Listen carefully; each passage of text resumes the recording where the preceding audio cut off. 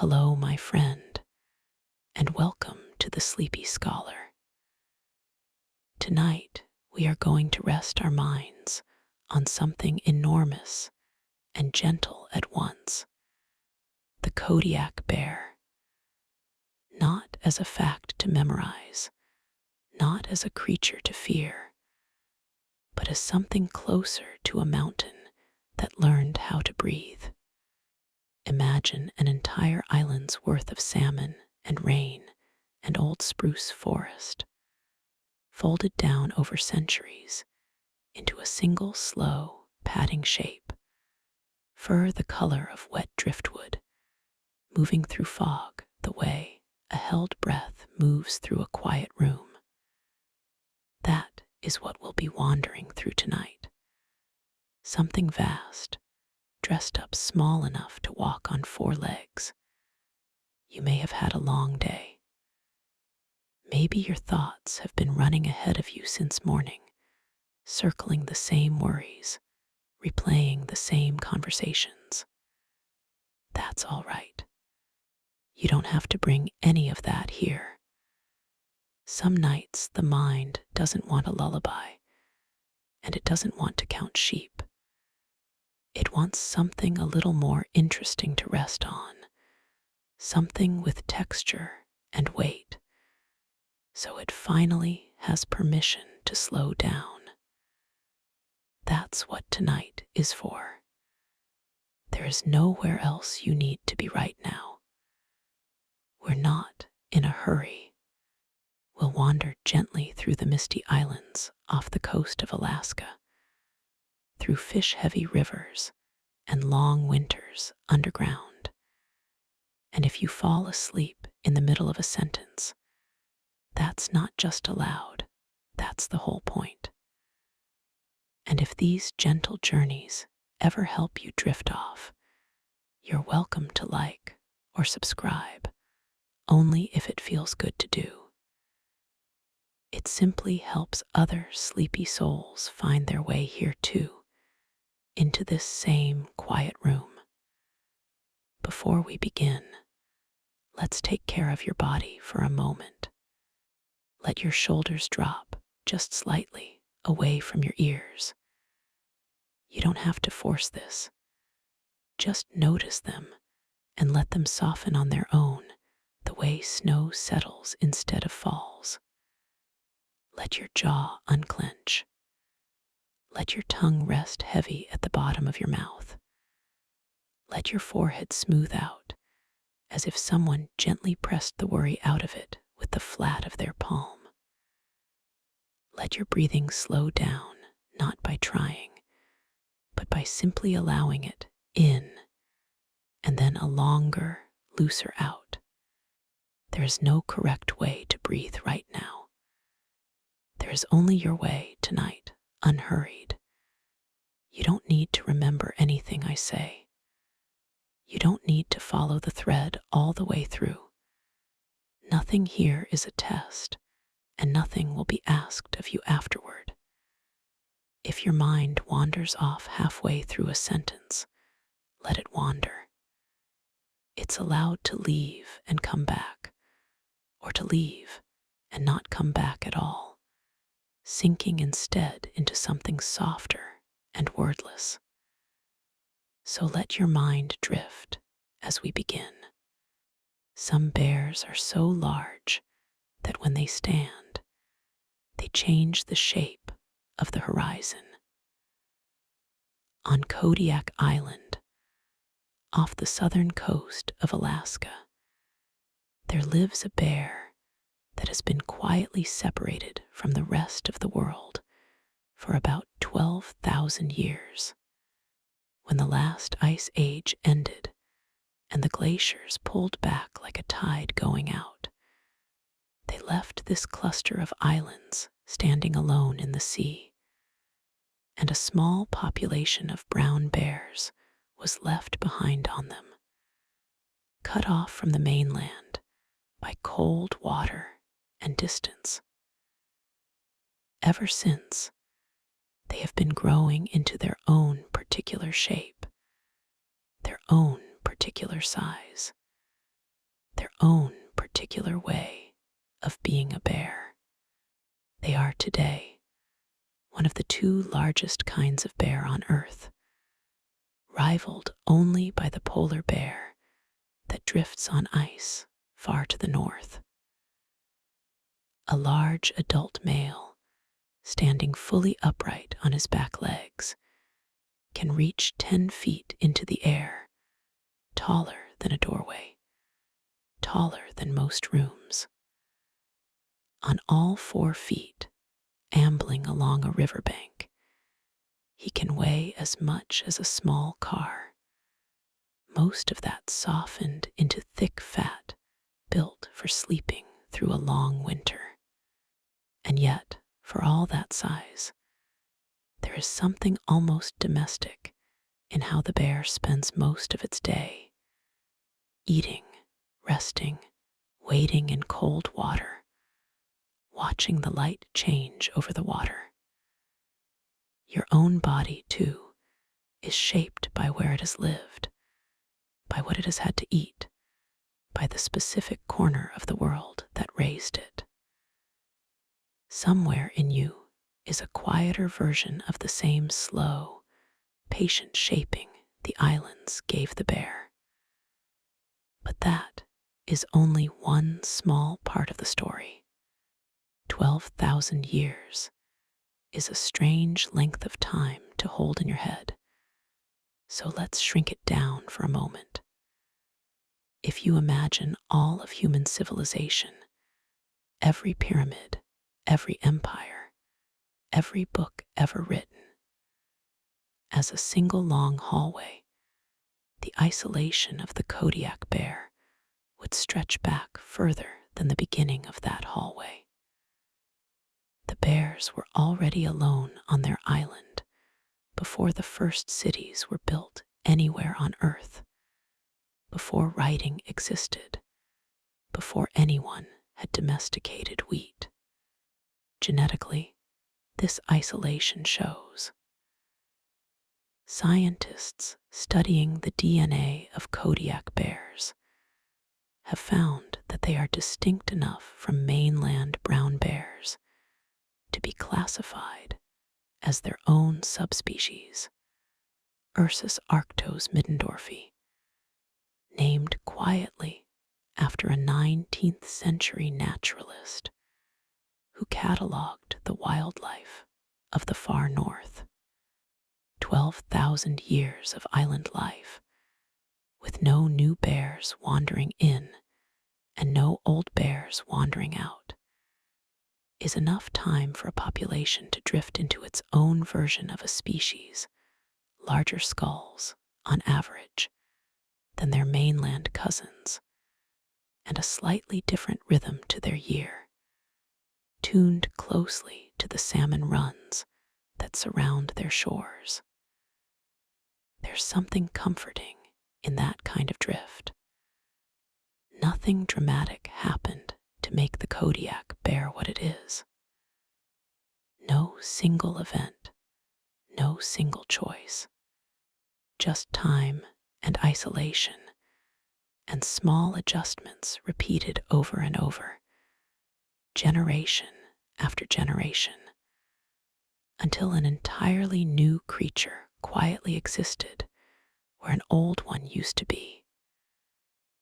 Your own life is like that too, in its slower moments, not one big change, but thousands of small ones, folding you gently into who you are now. There is something else worth resting on for a moment. The nose of a Kodiak bear is almost impossible to overstate. It is often said, and it is more or less true, that a bear's sense of smell is roughly 7 times stronger than that of a bloodhound, and many, many times stronger than a human's. Somewhere in that broad, dark muzzle is a network of scent receptors so vast that it can detect the presence of a dead animal from more than a mile away. and some researchers believe a bear can smell food sources from distances measured in double-digit miles, carried on the right wind. Picture your own experience of smell, bread baking somewhere in the house, rain on hot pavement, the particular scent of a person you love. Now imagine that sense turned up so high that the entire landscape becomes readable through your nose alone. A bear can smell the difference between a salmon that died yesterday and one that died 3 days ago. It can smell a female bear's readiness to mate from across a valley. It can smell you, standing quietly in the trees, long before it ever needs to look up. This is why, in a strange way, the Kodiak bear experiences its island less as a place to look at and more as a place to breathe in, an entire landscape composed of layered scent, the way a symphony is composed of layered sound. Somewhere close to you right now, your own nose is doing a small, faint version of the same thing, picking up the scent of your room, your sheets, the particular quiet air of wherever you are resting tonight, without you ever having to think about it. But that is only one small part of the story. Long before there were biologists studying the Kodiak bear, there were the Alutiiq people who have lived on these islands for over 7,000 years, sharing the shoreline, the forests, and the salmon streams with these enormous animals.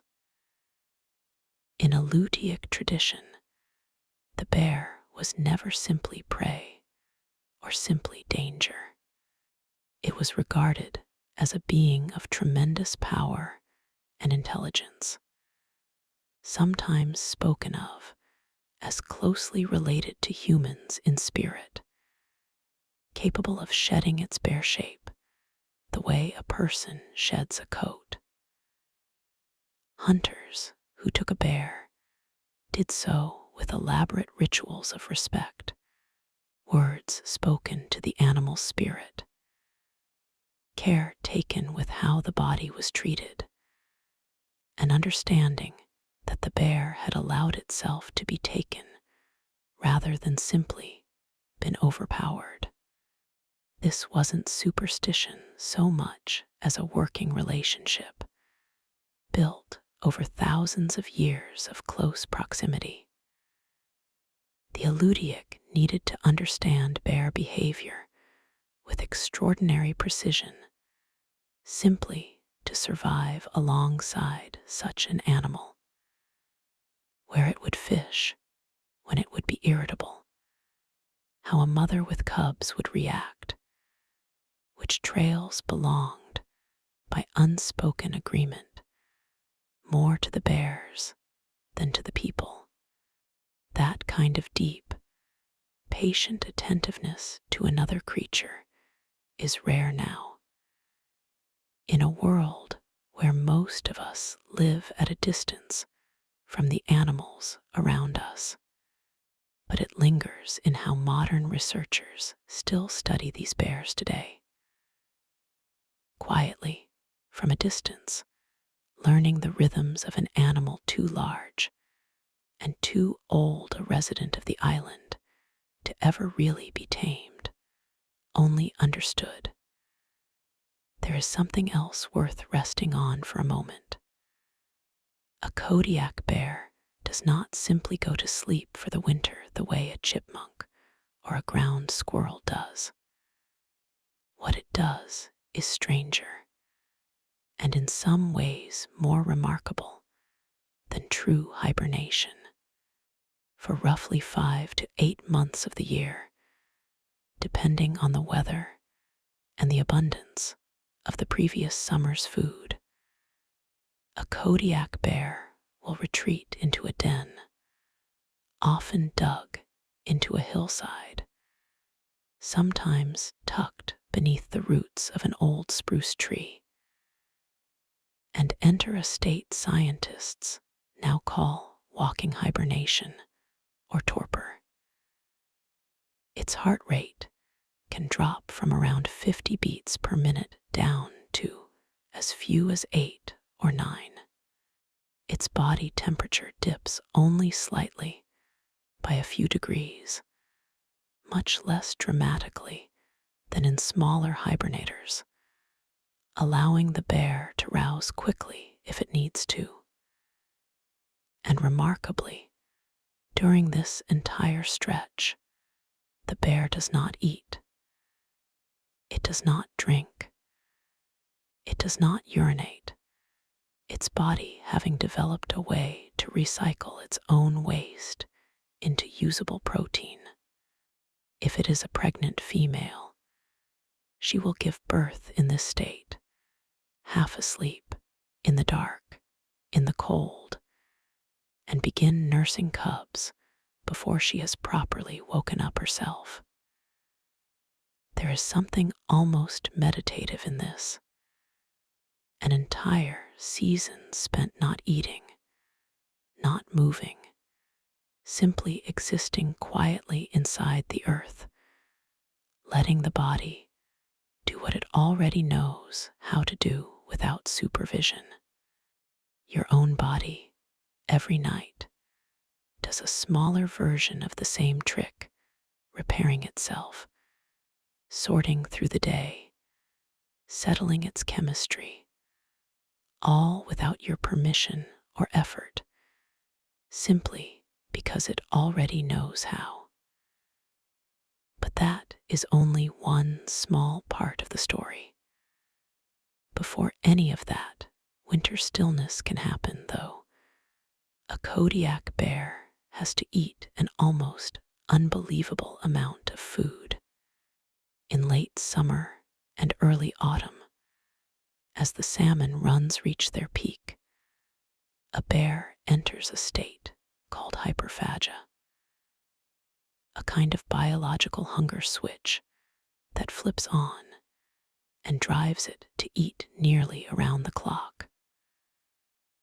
A large male Kodiak bear can consume as much as 90 pounds of food in a single day during this period, gaining several pounds of pure fat daily, storing up the reserves that will carry it through the entire winter ahead. 90 pounds is difficult to picture, so imagine instead eating your own body weight in salmon over the course of just a few days, again and again, week after week, with your body converting nearly all of it directly into a soft layer beneath your skin, humming quietly with stored energy. This is not gluttony in the way we might think of it. It is preparation, precise and biologically urgent, tuned by millions of years of evolution to a very simple truth. Winter is coming, and there will be nothing to eat once it arrives. The bear's body knows this before the bear consciously does, driving its hunger the way your own body sometimes drives you toward rest, toward comfort food, toward sleep, in ways that feel like instinct because they are. There is something else worth resting on for a moment. If you have ever seen a photograph of a Kodiak bear standing in a river, mouth open, waiting for a leaping salmon, you have seen one of the most efficient fishing techniques in the animal kingdom. Bears fish in several distinct styles, each suited to a different stage of the salmon run and a different kind of water. Some simply wait at the top of small waterfalls, snatching fish out of the air as they leap upstream, timing their strike with what looks almost like patience, but is really finely tuned prediction. Others wade into deeper pools and pin fish against the riverbed with their paws, using claws that can be nearly 4 inches long, closer to blunt, curved knives than fingernails, not primarily for fighting, but for digging. And for exactly this kind of precise underwater work, younger or less experienced bears often chase fish clumsily through shallow water, burning enormous energy for a single catch, while older, more practiced bears will stand almost motionless for long stretches, letting the fish come to them, taking only the most efficient opportunities. Over a bear's lifetime, fishing becomes less about brute force and more about patience, timing, and the accumulated wisdom of thousands of previous attempts. There's something worth sitting within that even an animal built with such raw physical power still has to learn patience, still improves with age, still gets better not by trying harder, but by trying more calmly. The most efficient bears on the river are rarely the most frantic ones, but that is only one small part of the story. A salmon run itself is one of the strangest and most beautiful cycles in all of nature, and it shapes nearly everything about a Kodiak bear's year. Salmon are born in freshwater rivers, migrate out to the open ocean to grow for several years, and then, driven by some deep and still not fully understood instinct, return to the exact river of their birth to spawn and die. Millions of fish arriving in waves, turning entire rivers a shimmering, moving red and silver, all converging on the same narrow streams at almost the same time each year. For the bears of Kodiak Island, this is not simply a meal. It is the entire economy of their year, arriving all at once. A single river during peak salmon season can support dozens of bears fishing within sight of one another. An unusual amount of tolerance for animals that are, in most other seasons, fiercely solitary and territorial. And when the salmon finish spawning and die, their bodies don't simply vanish.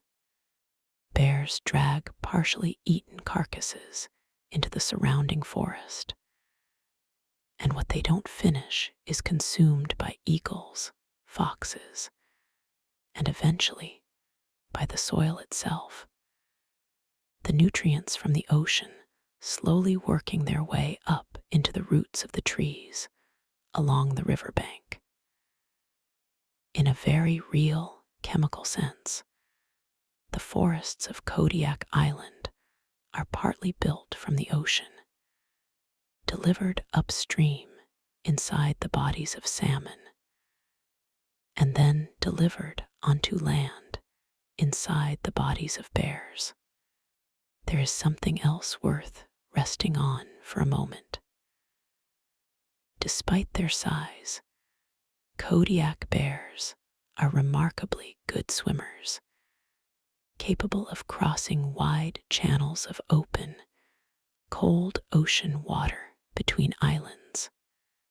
Their bodies are built for it, in ways that aren't always obvious from land. Large lungs relative to their body size, a layer of fat that provides both insulation and buoyancy, and a paddling stroke using their broad front paws that can carry them at a slow but steady pace across water that would be lethal to a human within minutes. Bears have been documented swimming several miles between islands in the Kodiak archipelago, seemingly without particular urgency, moving the way a person might cross a large lake on a calm afternoon. This matters more than it might seem, because it means the islands are not truly separate from one another. Not to the bears. A bear on one island can, in principle, decide to visit another, carrying its genes and its habits with it, keeping the wider population from splitting apart into even smaller, more isolated groups. The water that looks, from a boat, like a boundary, is really more like a wide, cold hallway. There's a quiet lesson in that, if you want one. That distance is often less fixed than it appears, that the things which look like barriers are sometimes simply spaces that haven't been crossed yet. The bear doesn't know the water is supposed to be a boundary. It just starts swimming. But that is only one small part of the story. A Kodiak bear's paw print is its own kind of signature, and to biologists who study these animals, a single track in mud or snow can say almost as much as an entire encounter. The front paw of a large adult male can be as wide as 8 inches across, with claws leaving deep, separate gouges ahead of the pad. The hind foot, when the bear walks normally, leaves a print that looks almost startlingly human in shape, long, flat, with a distinct heel.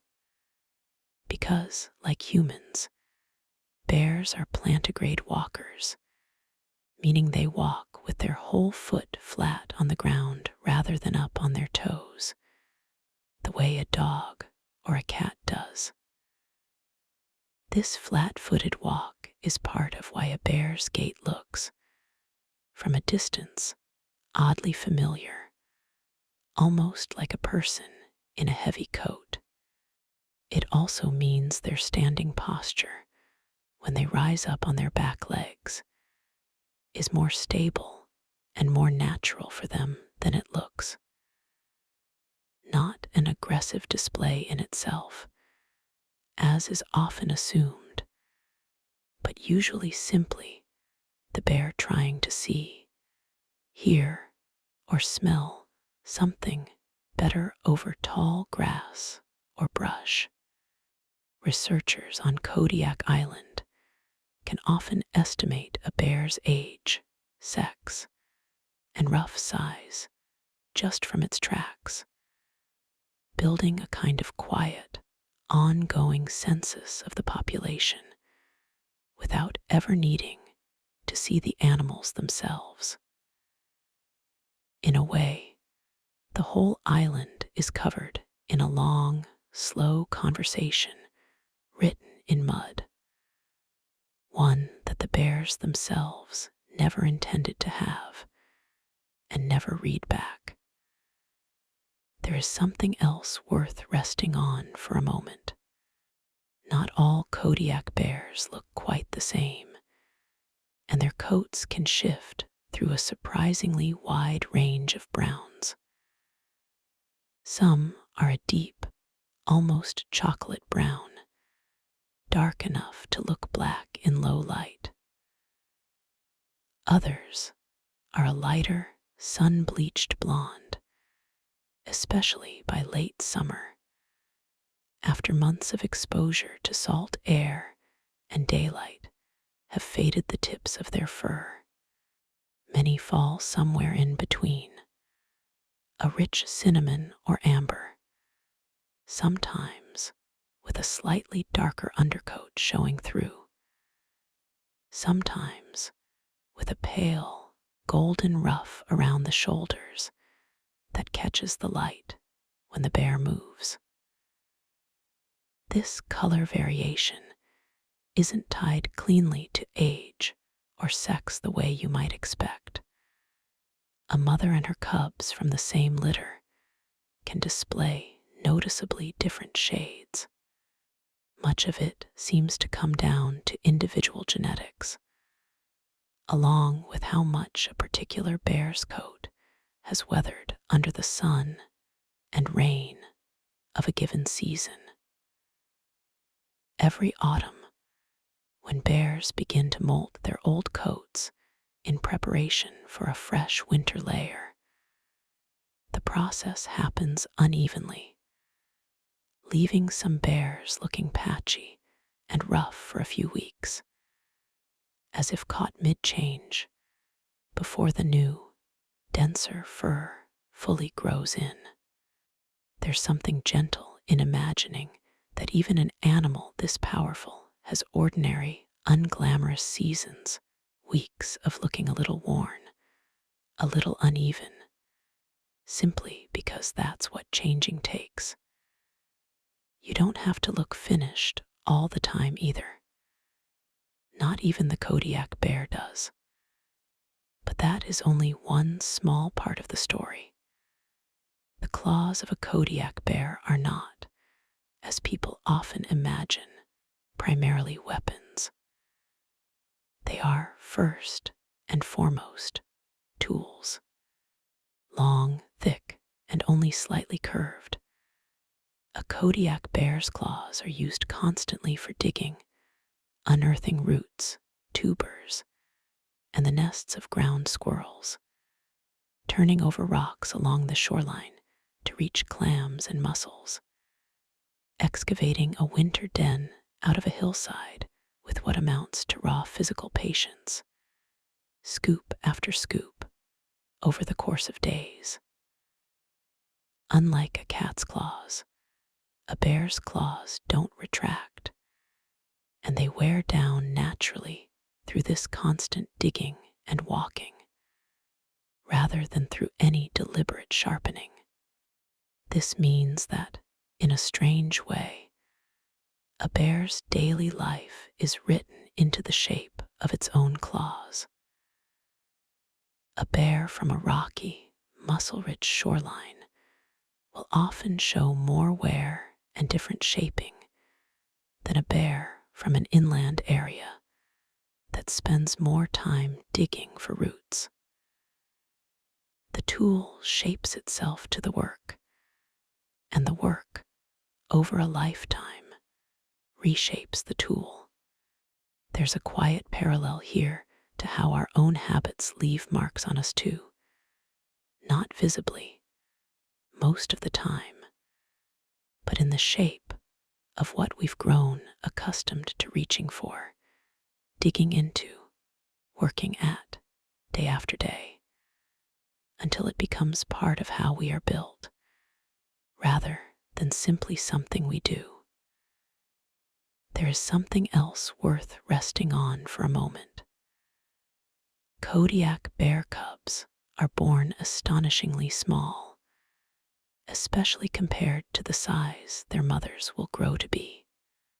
A newborn cub, delivered inside the winter den, while its mother is still in her deep, slow torpor, weighs less than a pound, smaller than many house cats, blind, nearly hairless, entirely dependent. It's a strange contrast to imagine. An animal that will one day weigh as much as a small car beginning its life, small enough to fit inside two cupped human hands. Cubs typically stay with their mother for 2 to 3 years, an unusually long childhood among bears, learning everything in that time: which berries are safe, how to fish, where the good denning sites are, how to read the moods of other bears along a crowded river. During this period, a mother Kodiak bear is fiercely protective, and much of what looks, to an outside observer, like aggression in adult bears is really this same protectiveness, echoing outward from those early years.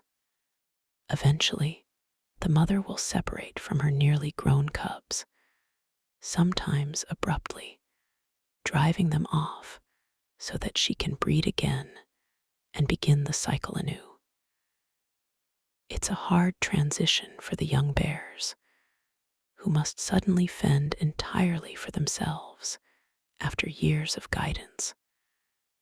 But it is also, in its own way, simply how the island keeps renewing itself, one long, patient upbringing at a time.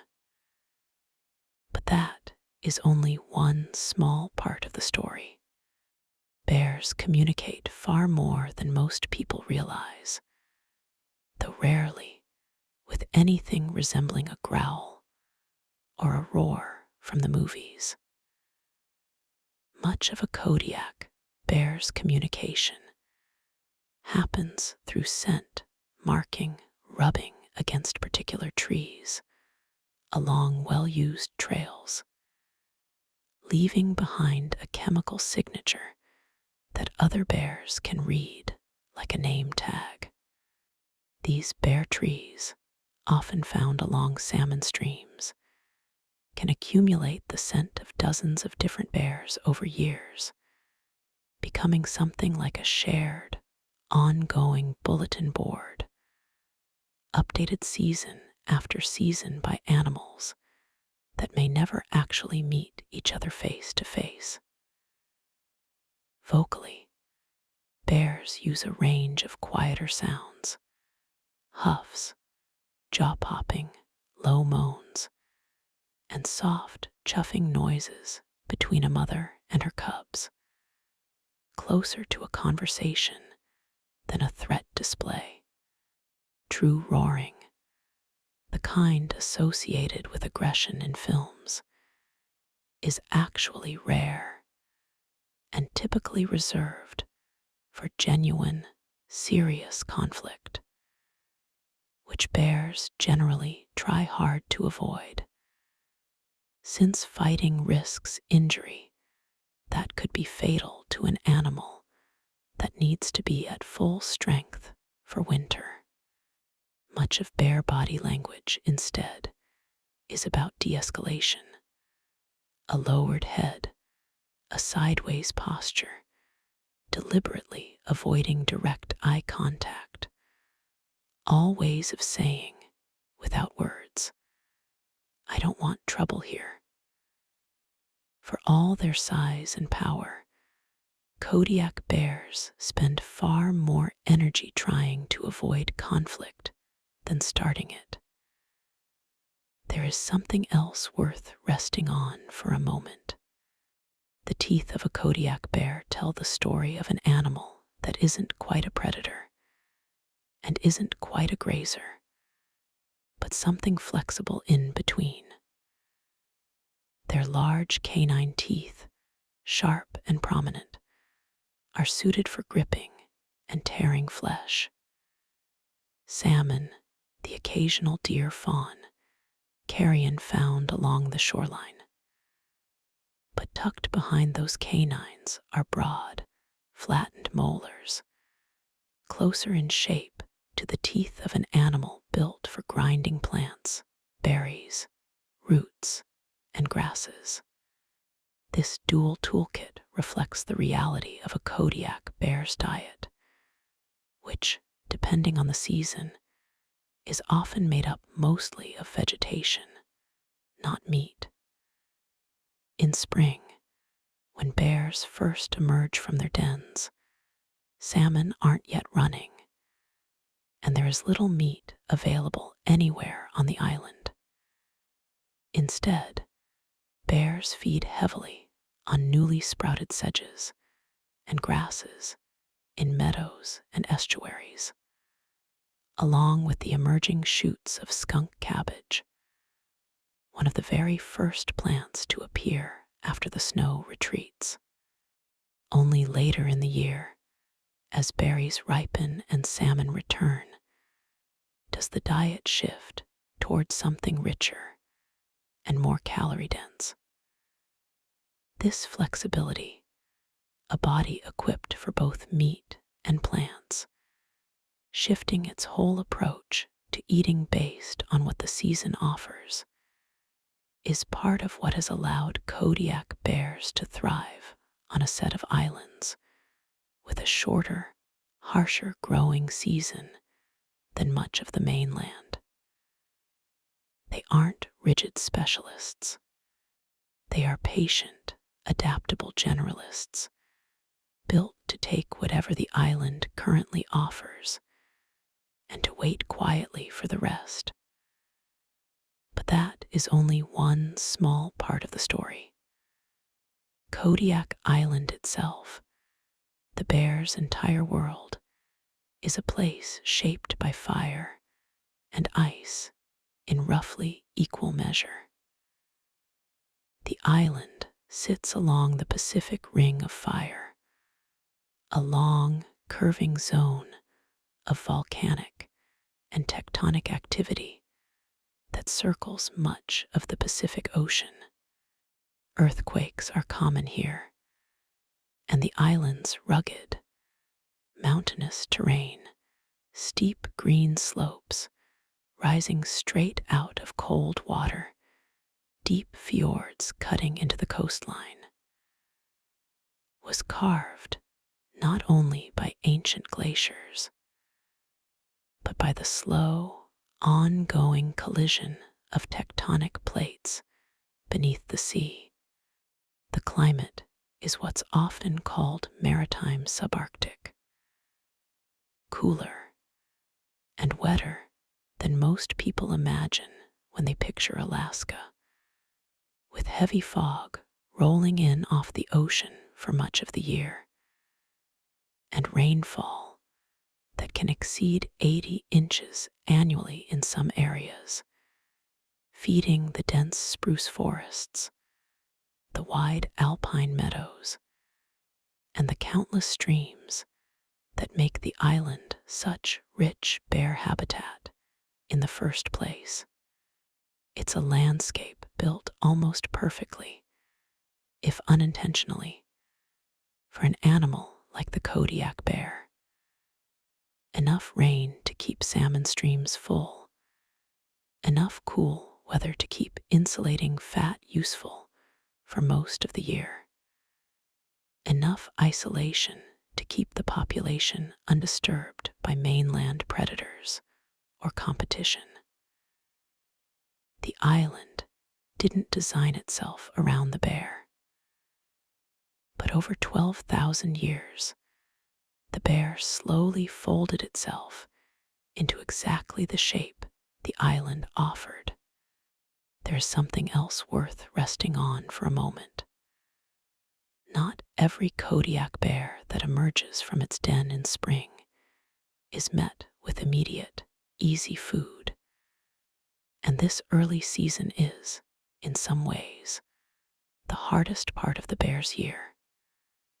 Fat reserves built up the previous autumn have been slowly drawn down over months of fasting, and a bear emerging in April or May can be noticeably thinner than the one that entered its den back in November. Salmon haven't yet returned to most rivers. Berries are still months away. What's available mostly is new plant growth, tender and nutritious compared to the tough, fibrous vegetation of late summer, but still far less calorie-rich than fish or fat.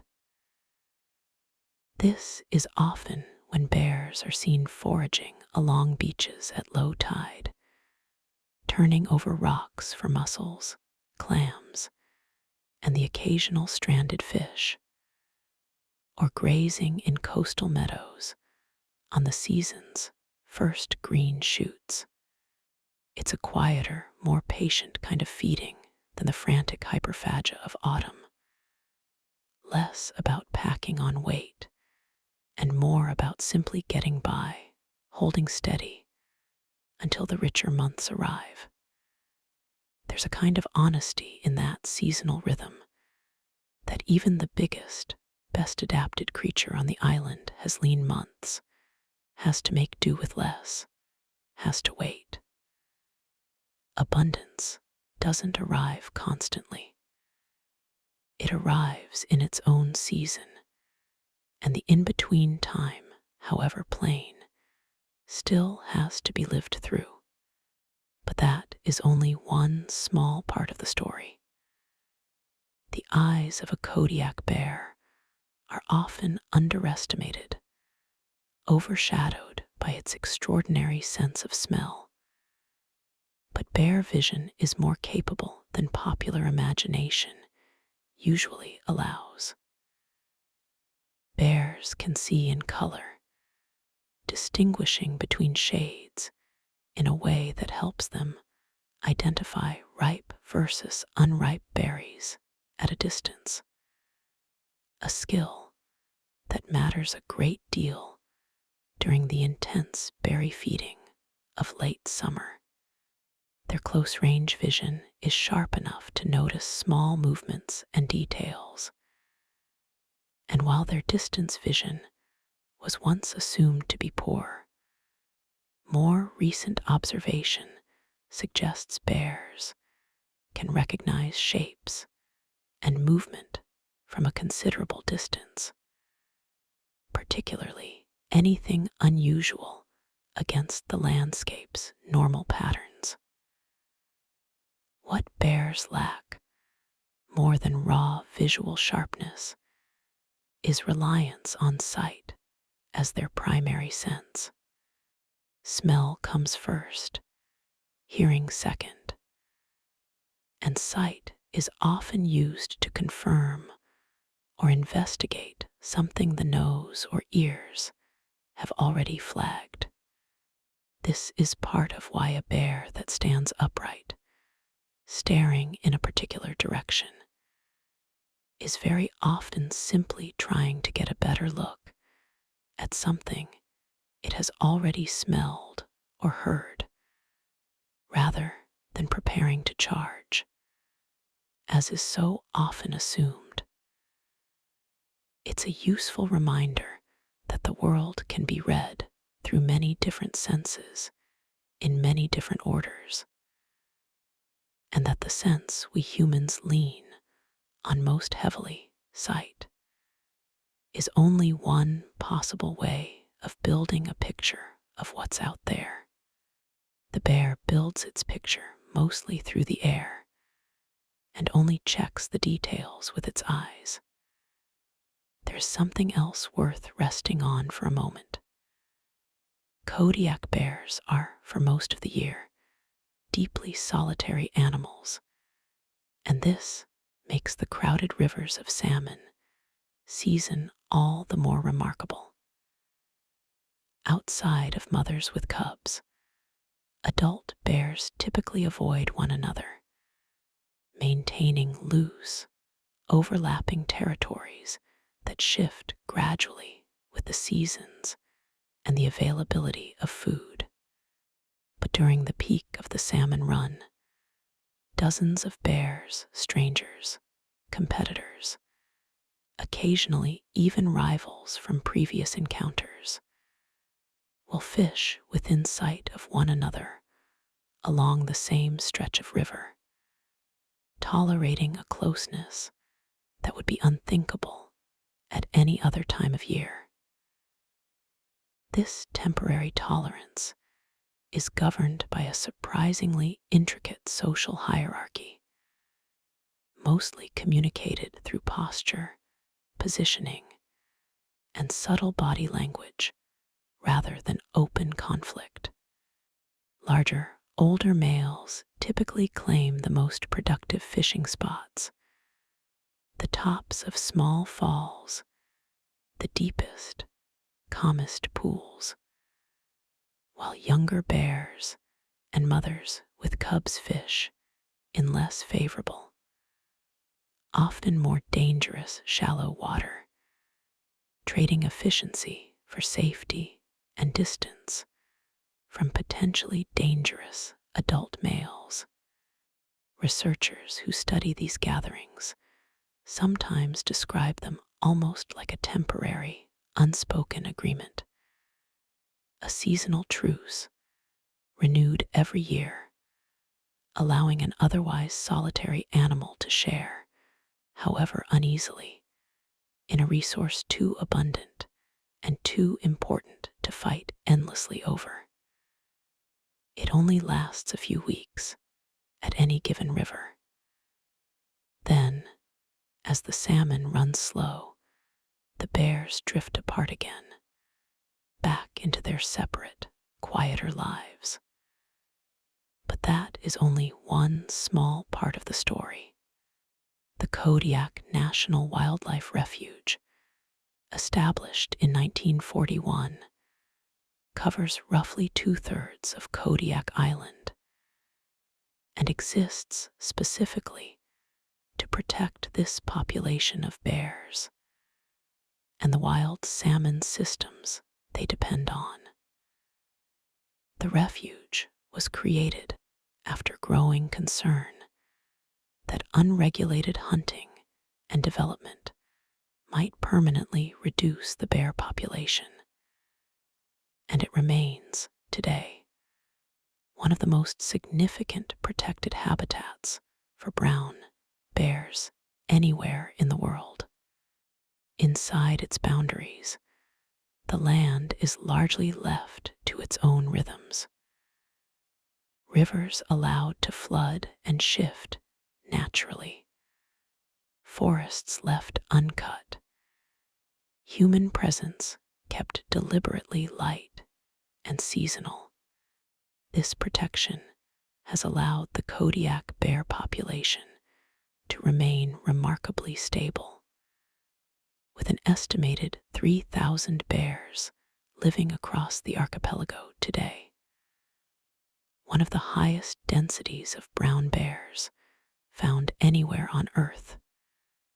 More bears per square mile here than almost any other place they still roam.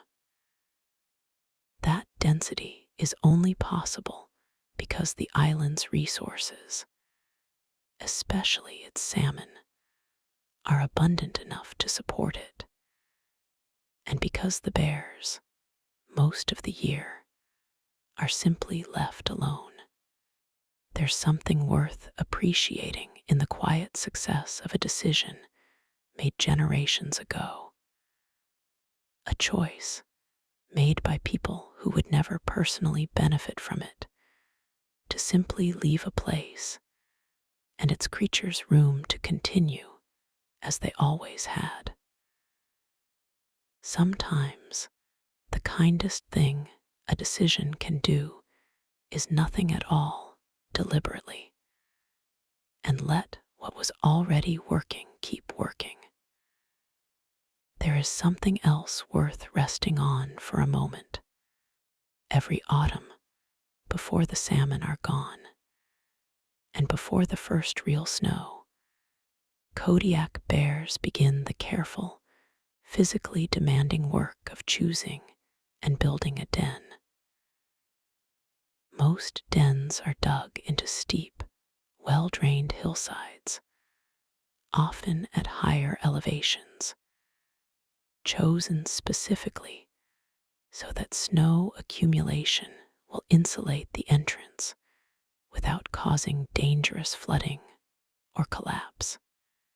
A bear will excavate the den using its claws and considerable strength, sometimes working for several days, creating a chamber just large enough for its body. insulated at the entrance, and often lined with soft bedding material like grass, moss, or spruce boughs, gathered and dragged inside. The steepness of the slope matters more than it might seem. It helps ensure good drainage, so the den doesn't fill with meltwater partway through winter, and it makes the den entrance easier to seal naturally with snow, creating a kind of insulated pocket where the temperature inside can remain notably warmer and more stable than the brutal cold outside. Some dens are reused year after year by the same bear or occasionally by different bears in different years. Small architectural inheritances passed down not through instruction, but through the simple, practical excellence of a well-chosen site. There's a quiet wisdom in that kind of preparation, building shelter not at the last moment out of panic, but carefully in advance, while there is still time and still strength to do the work properly. The den isn't dug in the middle of the storm. It's dug in the calm before it, with the storm only imagined, not yet arrived. But that is only one small part of the story. Not every young bear survives its first years, and the mortality faced by Kodiak bear cubs is one of the harder truths of their world. Studies suggest that roughly a quarter to a half of all cubs do not survive their first year of life, facing threats that range from other adult male bears, who will sometimes kill unrelated cubs, to accidents, disease, and simple starvation if a mother cannot find enough food to nurse them properly through a lean season. Mothers are fiercely protective in response to this danger, often keeping cubs unusually close during the riskiest early months, and choosing denning and feeding sites specifically to minimize contact with adult males. This harshness isn't cruelty in any moral sense. It's simply the blunt mathematics of a wild population, where abundance in one direction, like the number of cubs born, is balanced by loss in another. It's a difficult thing to sit with, but it's also, in its own way, part of what has kept the island's bear population healthy and appropriately sized for the resources available across 12,000 years, long before anyone was counting. We don't need to dwell in the hardest parts of this for long tonight, just enough to understand that even in a place as rich and abundant as Kodiak Island, life still asks something difficult of every creature that lives there, the bear included, and still, generation after generation, enough cubs make it through to keep the island's oldest resident continuing on.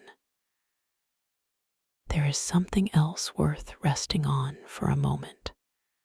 Bear watching has become, over the last several decades, one of the most significant and carefully managed forms of tourism on Kodiak Island, allowing people from around the world to observe these animals from a respectful, protected distance.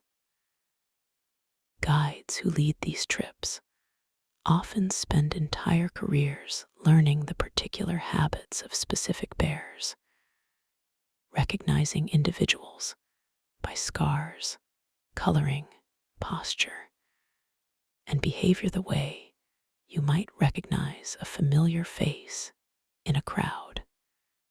Many of these bears have been observed for years, even decades, by the same researchers and guides, building up detailed individual histories. Which bears tend to fish at which bend of which river? Which mothers have raised the most successful litters? Which older males have held their territory the longest? This kind of sustained, patient observation has done more than almost anything else to correct old myths about bear aggression, revealing instead an animal that is, most of the time, cautious, food-focused, and far more interested in avoiding humans than confronting them. Most close encounters that end without incident do so simply because the bear chose, quietly and deliberately, to walk the other way. There's something worth carrying with you in that shift of understanding. How much of what we fear about the unfamiliar softens, over time, into something closer to respect. Once we're willing to actually watch closely enough, patiently enough, to see what's really there instead of what we assumed would be. But that is only one small part of the story.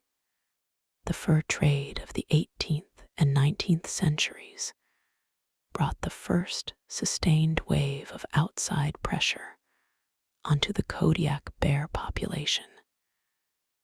As Russian and later American traders moved through the region hunting for pelts. Kodiak Island itself was, for a time, the center of Russian colonial activity in Alaska, and the demand for furs, sea otter especially, but also bear reshaped the local economy and ecology for decades.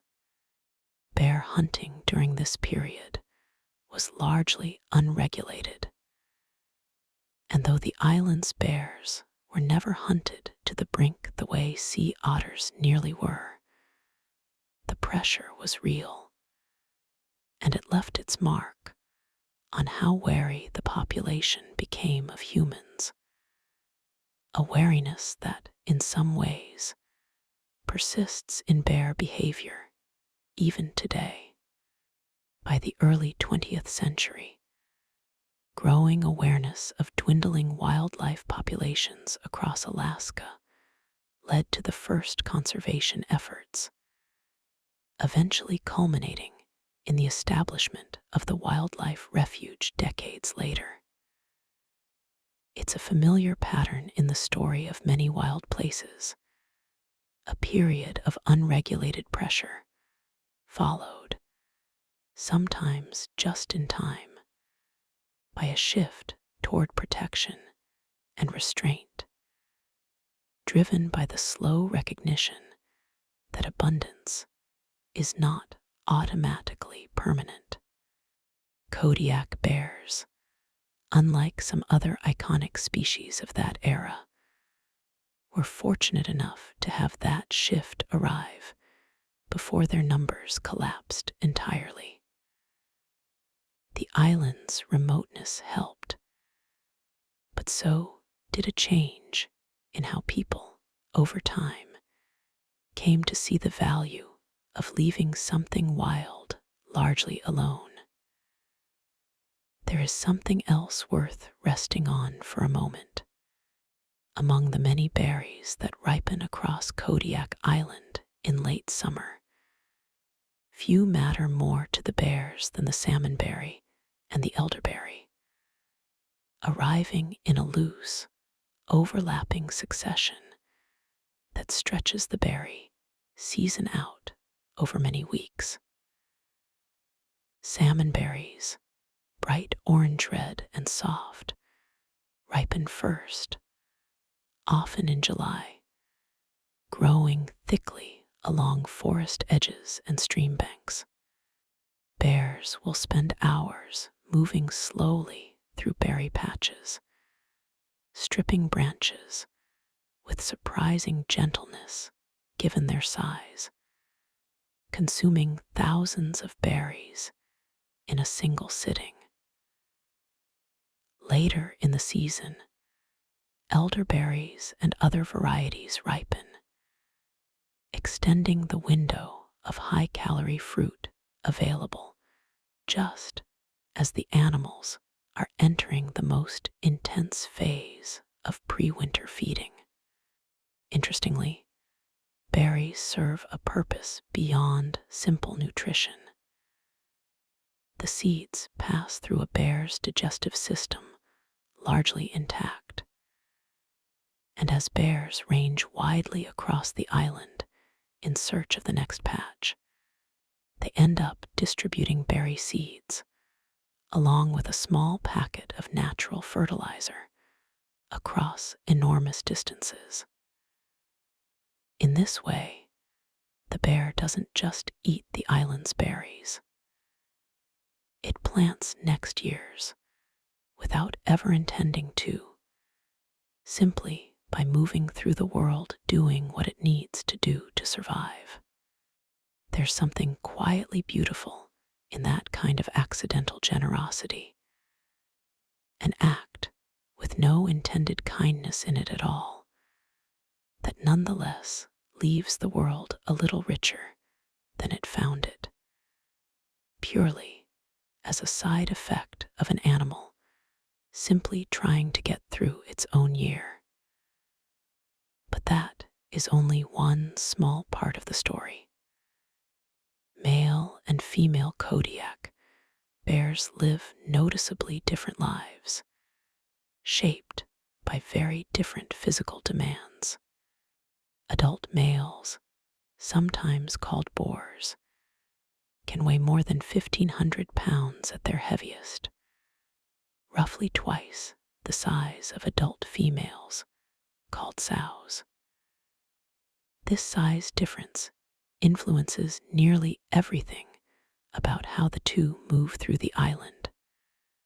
Males tend to range over much larger territories, sometimes overlapping the territories of several females, while females, especially those raising cubs, keep to smaller, more familiar areas where they know the safest feeding spots and denning sites intimately. Males also play almost no role in raising cubs, and in fact represent one of the greatest dangers to young cubs, which is part of why females go to such lengths to keep their families away from large males, especially during the vulnerable first year. This dynamic means that, in a real sense, the island is experienced differently depending on which body you were born into. A male's life defined largely by size, competition, and range. A female's life defined by caution, territory, and the demanding, years-long work of raising the next generation. It's worth noticing, gently, how much of an animal's entire experience of the same physical landscape can be shaped simply by the body it happens to live in. How the same island of rivers and mountains and berries can mean two almost entirely different lives. There is something else worth resting on for a moment.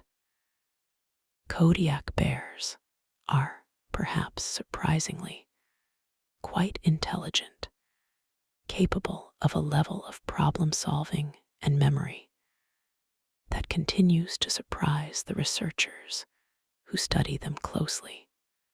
Bears have been observed using simple tools, such as rocks, to scratch hard-to-reach places on their own bodies. They display excellent spatial memory, returning reliably, year after year, to specific patches of berries or particular stretches of river that were productive in past seasons, sometimes recalling these locations after months of not visiting them at all. Studies of bear cognition suggest memory and problem-solving abilities that, in some controlled tests, rival those of primates. Cubs learn an enormous amount through observation and imitation, watching their mothers fish, forage, and navigate the landscape, and gradually attempting the same behaviors themselves, often clumsily at first, gradually refining their technique over months and years. This extended period of learning, unusually long for a wild animal, is part of why the bond between a mother and her cubs lasts as long as it does. There is simply a great deal to learn before a young bear can reliably survive entirely on its own. There's something worth sitting with in the idea that intelligence in the wild doesn't always look like what we expect. It looks like remembering exactly which bend of which river had good fishing 3 years ago. It looks like patience, refined slowly, watching someone you trust do something well again and again, until your own body finally understands it too. But that is only one small part of the story. The whiskers of a Kodiak bear, though far less discussed than those of a cat, serve a genuinely important sensory purpose, particularly in low light or murky water. Thick, stiff hairs scattered around the muzzle help a bear sense the position and movement of nearby objects, including fish, even when visibility underwater is poor, combined with an extraordinarily sensitive nose and a set of ears capable of picking up sounds well beyond typical human hearing range. This whisker sense contributes to an overall sensory picture that's far richer and more layered than sight alone could ever provide. Bear ears, rounded and relatively small compared to their large heads, can rotate somewhat independently to help pinpoint the direction of a sound. The splash of a fish, the snap of a branch, the distant call of another bear. This ability to triangulate sound quickly is especially useful in the dense, often foggy forests and brushy river corridors of Kodiak Island, where visibility can be limited even in daylight. Altogether, a Kodiak bear experiences its world through a rich, overlapping weave of scent, sound, and touch, with sight woven in as more of a supporting thread than the main fabric. It's a reminder that there is more than one way to build a full, detailed, confident picture of the world, that a landscape can be known deeply not just by looking at it, but by smelling it, hearing it, and feeling it move against your skin. there is something else worth resting on for a moment. Kodiak bears share their island with a relatively small number of other large mammals, a simplicity that has, in its own way, shaped how dominant the bear has become in this particular ecosystem. Unlike much of mainland Alaska, Kodiak Island has no wolves, no moose, and until fairly recently, very few large land predators to compete with. This means the Kodiak bear sits essentially unchallenged at the very top of the island's food web, with no other predator capable of threatening an adult bear. Black-tailed deer, introduced to the island in the early 20th century, along with a variety of smaller mammals and abundant seabirds, round out much of the island's remaining wildlife. This lack of competition has likely contributed to the bear's impressive size, since energy that might otherwise be spent competing with rival predator species can instead go entirely toward growth, fat storage, and reproduction. In a strange way, the bear's dominance isn't really a story of conquest. It's simply the story of an animal that arrived early, found very little competition waiting for it, and grew slowly and steadily into all the space that was quietly left available. There's something almost restful in imagining a place with so little competition for its most powerful resident, not a battle one, but simply a piece that was never seriously contested in the first place, allowed to continue, mostly undisturbed, for thousands of quiet years. But that is only one small part of the story. Not all of a Kodiak bear's food comes from rivers or berry patches.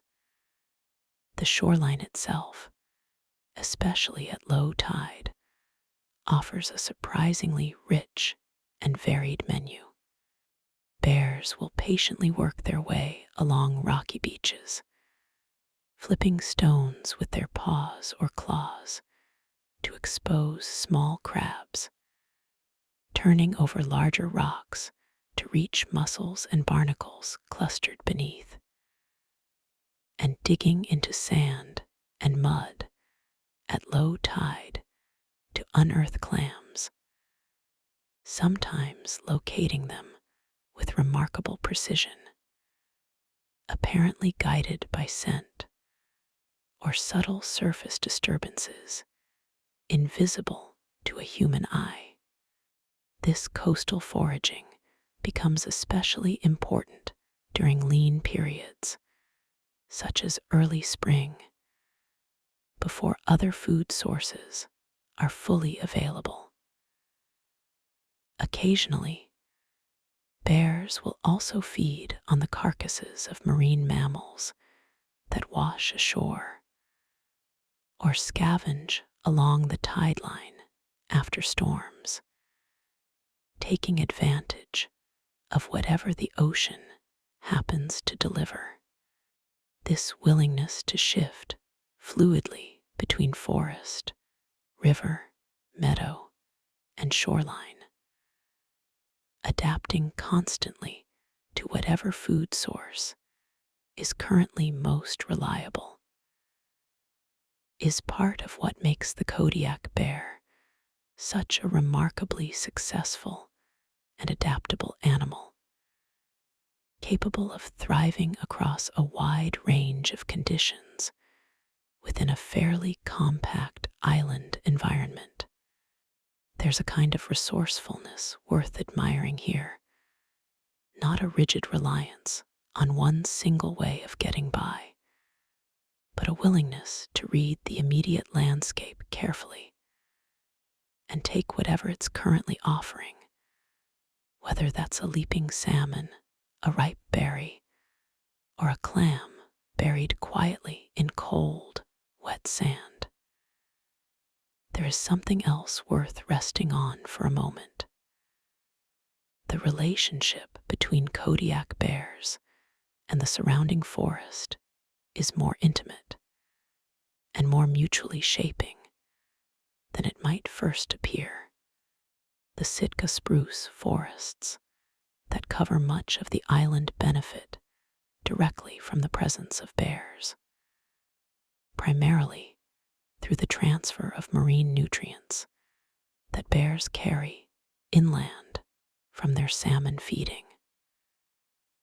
Studies of soil and tree growth near heavily used bear fishing spots have found significantly elevated levels of nitrogen derived from ocean fish, traceable directly to the partially eaten salmon carcasses bears leave scattered through the forest each year. Trees growing near these areas have, in some studies, shown measurably faster growth rates than trees farther from prime bear fishing spots. In this quiet, indirect way, the health of the forest and the health of the bear population are deeply linked, each supporting the other across generations, in a relationship neither species is aware of participating in. The bear doesn't fish in order to feed the forest. It fishes simply because it's hungry. And yet the forest grows taller, richer, more resilient because of it. There's something worth holding on to in that kind of unintentional interdependence. How deeply, invisibly connected two very different things can become, simply by existing near each other long enough, generation after generation, without either one ever meaning to help the other at all. But that is only one small part of the story. Kodiak bears typically live between 20 and 25 years in the wild, though some individuals, particularly females, who avoid the more dangerous encounters faced by competing males, have been documented living considerably longer, occasionally into their 30s. As bears age, their behavior shifts in subtle, observable ways. Older males, having already established their size and status, often become somewhat less combative than younger bears still working to establish their place in the local hierarchy, seemingly less inclined toward unnecessary conflict now that their position is well understood by other bears in the area. Older females, similarly, often become more efficient foragers, drawing on decades of accumulated knowledge about the specific rivers, berry patches, and denning sites within their home range. Eventually, age brings the same vulnerabilities it brings to most large mammals: worn teeth that make feeding more difficult, slower reflexes that make successful fishing harder to sustain, and reduced fat reserves heading into increasingly difficult winters.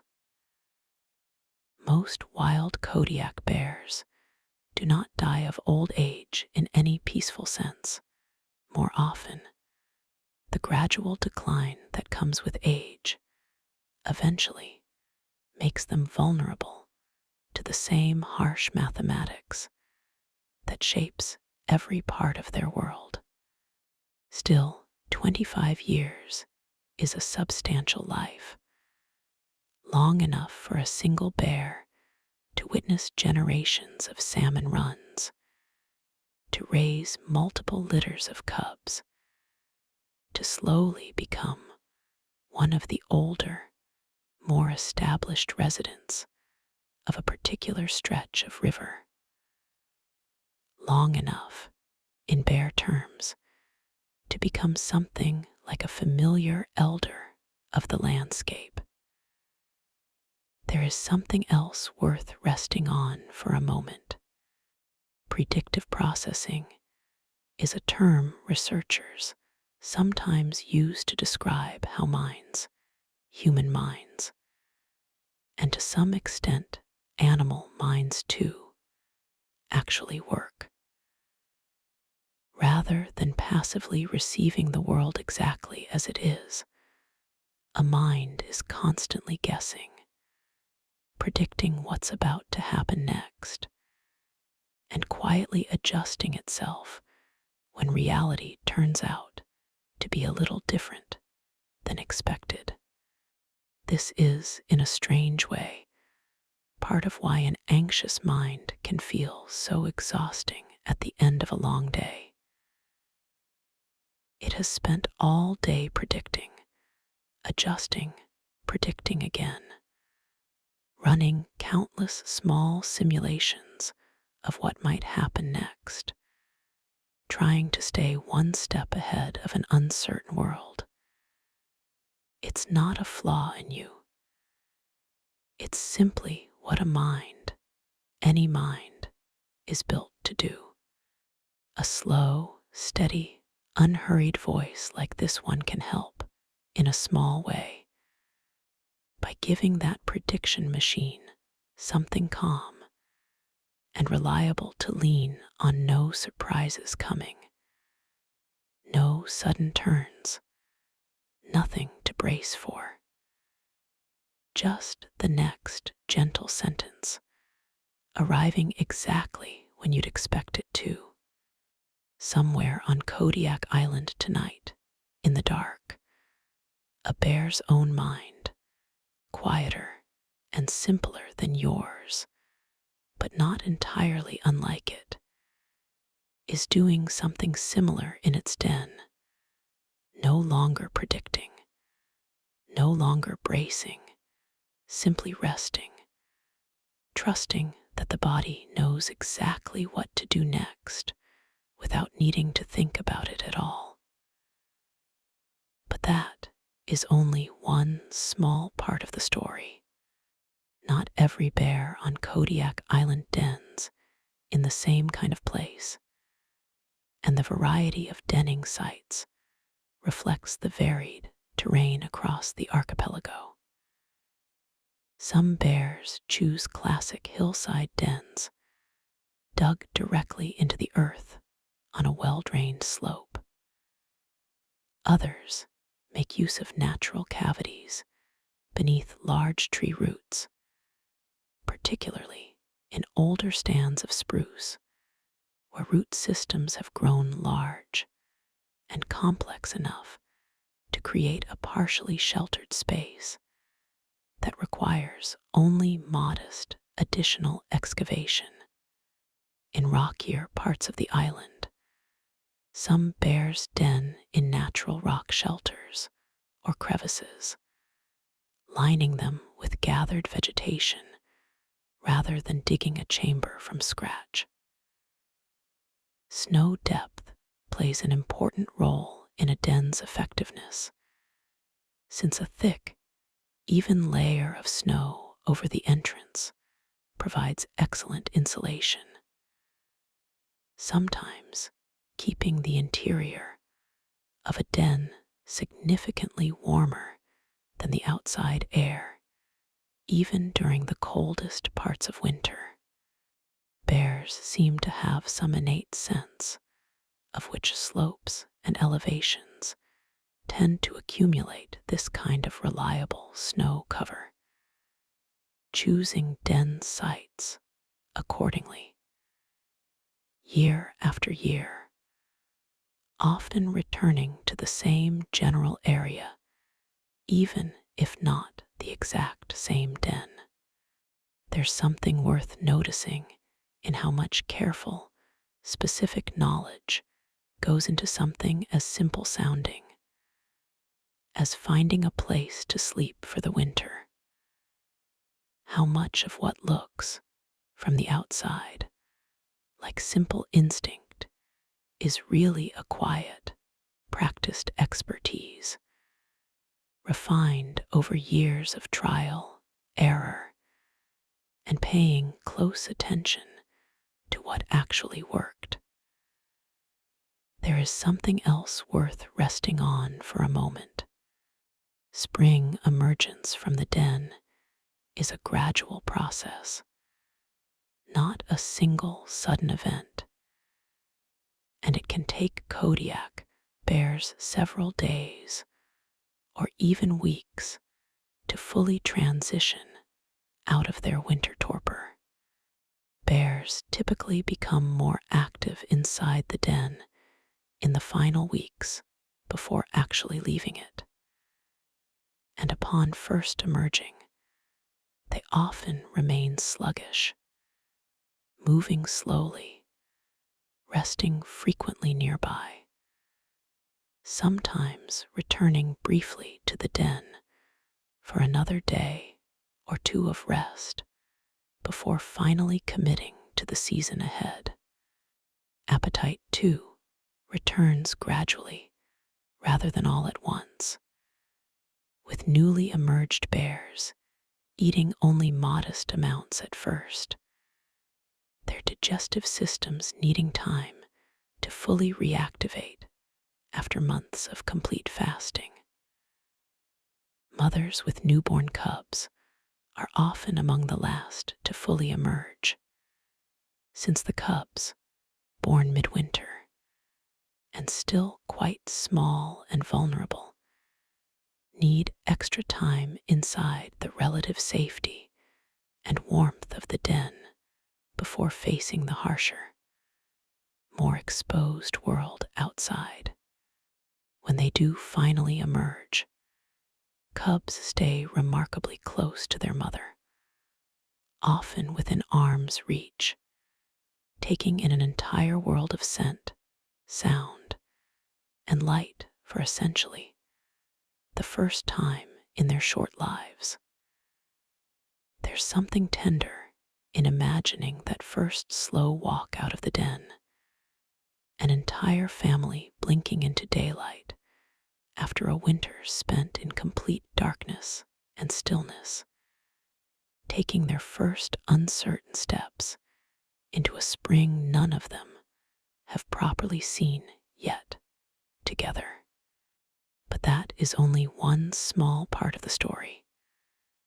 The bite of a Kodiak bear is, unsurprisingly, one of the strongest of any land mammal, though the bear rarely has much occasion to use its full strength. A Kodiak bear's skull is broad and heavily reinforced, anchored by powerful jaw muscles that bulge visibly along the sides of its head, giving older males in particular a distinctly wide, almost helmeted look. Estimates place a Kodiak bear's bite force somewhere in the range of 1,200 pounds per square inch, more than enough to crush the leg bones of a moose or crack open the toughest shells found along the shoreline. And yet, most of what that jaw actually does day to day is far gentler than its raw power would suggest, carefully stripping soft berries from a branch without crushing them, nosing apart the flesh of a salmon with something closer to precision than force. This gap between capability and everyday behavior shows up again and again in Kodiak bears. An animal built with tools this powerful spends the overwhelming majority of its life using only a small fraction of what it's capable of, reserving real force for the rare moments that actually call for it. Most of the time, strength like this is simply held in reserve, quietly present, rarely needed, never wasted on anything smaller than the occasion actually requires. There is something else worth resting on for a moment.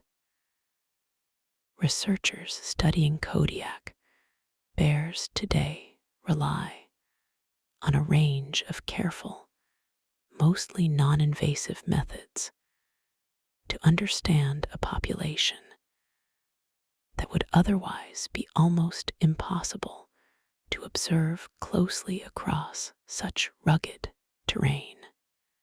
Some bears are fitted, briefly and under sedation, with GPS collars that quietly log their location every few hours for months or years, slowly building a detailed map of an individual bear's seasonal movements, which valleys it favors in spring, which rivers it returns to for salmon, how far it ranges over the course of a single year. Other studies rely on simple wire hair snag stations, strung loosely between trees along known bear trails, which catch small tufts of fur as a bear brushes past, later analyzed in a lab for DNA, allowing researchers to estimate population size and family relationships without ever needing to handle or even see the animal at all. Aerial surveys conducted from small planes during the spring and early summer, when bears are most visible against open, snow-patched hillsides, add another layer of information, helping wildlife managers track how many cubs are being born and how many are surviving their first uncertain year. Piece by piece, across decades, these quiet, patient methods have built up one of the most detailed pictures of any brown bear population anywhere in the world, almost entirely without disturbing the animals being studied. But that is only one small part of the story. The town of Kodiak itself, home to a few thousand people, sits closely alongside this enormous bear population, and the relationship between residents and bears has, over generations, settled into a kind of practiced, everyday coexistence. Homes near forested edges are commonly built with secure, bear-resistant storage for garbage and food, and it's simply understood, the way weather is understood, that late summer brings a heightened chance of encountering a bear moving through a yard or along a trail, drawn by the same berries and salmon streams that have always attracted them. Fishermen working the island's rivers grow accustomed to sharing the water, quite literally, with bears fishing the same runs only a short distance away, each side generally content to let the other be, as long as a respectful distance is maintained. This isn't fearlessness, Exactly. And it isn't casual indifference either. It's something closer to familiarity, the kind of steady, unremarkable awareness that comes from living your whole life alongside something powerful, learning its patterns well enough that its presence stops feeling like an emergency and starts feeling, instead, like simply part of how the island works, the way rain or tide or the turning of the seasons is part of how the island works. There is something else worth resting on for a moment. Kodiak bears are not the only creatures gathered along the rivers during salmon season, and the leftovers of a bear's meal ripple outward through the rest of the island's wildlife. Bald eagles, common and conspicuous across the archipelago, often perch nearby while bears fish, waiting for scraps left behind on the riverbank. And it's a familiar sight during peak salmon season to see a dozen or more eagles gathered along a single stretch of water, patiently sharing the abundance with animals many times their size. Foxes and smaller scavengers work the margins too, more cautiously, darting in to claim what the eagles and bears haven't already taken, while gulls circle overhead, adding their own noise to what becomes, during the height of the run, one of the busiest and most layered feeding grounds anywhere on the island. In this way, a single bear, fishing alone at the edge of a quiet river, is quietly supporting an entire small community of other creatures, none of whom it particularly notices or intends to help. The salmon it can't finish becomes an eagle's meal, and later, whatever the eagle leaves becomes a fox's meal, and later still, whatever's left simply returns to the soil. Nothing here is wasted, even though nothing here is planned. It's simply how abundance, when there's enough of it, tends to spread itself around. But that is only one small part of the story. The Kodiak archipelago is not just one island, but a whole cluster of them. And Afognak, the second largest, lying just to the north of Kodiak Island itself, holds its own substantial population of the same bear, separated from the main island by a narrow, navigable strait. Afognak shares much of the same dense spruce forest, the same rich salmon streams, and the same rugged, glacier-carved terrain, and bears move between the two islands with some regularity, particularly across the narrower channels, where the swim is short enough to make the crossing an easy, almost casual decision. Smaller islands scattered throughout the archipelago, some barely more than rocky outcroppings, occasionally host bears too, especially during salmon season, when a small, isolated stream might draw a single bear willing to make the swim for a few productive weeks of fishing. Taken together, the whole archipelago functions less like a single island and more like a loose, connected neighborhood, joined by water instead of roads, its bear population moving fluidly across the gaps whenever the season or the food supply calls for it. The boundaries on a map, drawn in tidy blue lines around each separate island, matter far less to the bears than the boundaries drawn by salmon, weather, and the simple, practical question of how far a body is willing to swim. There is something else worth resting on for a moment.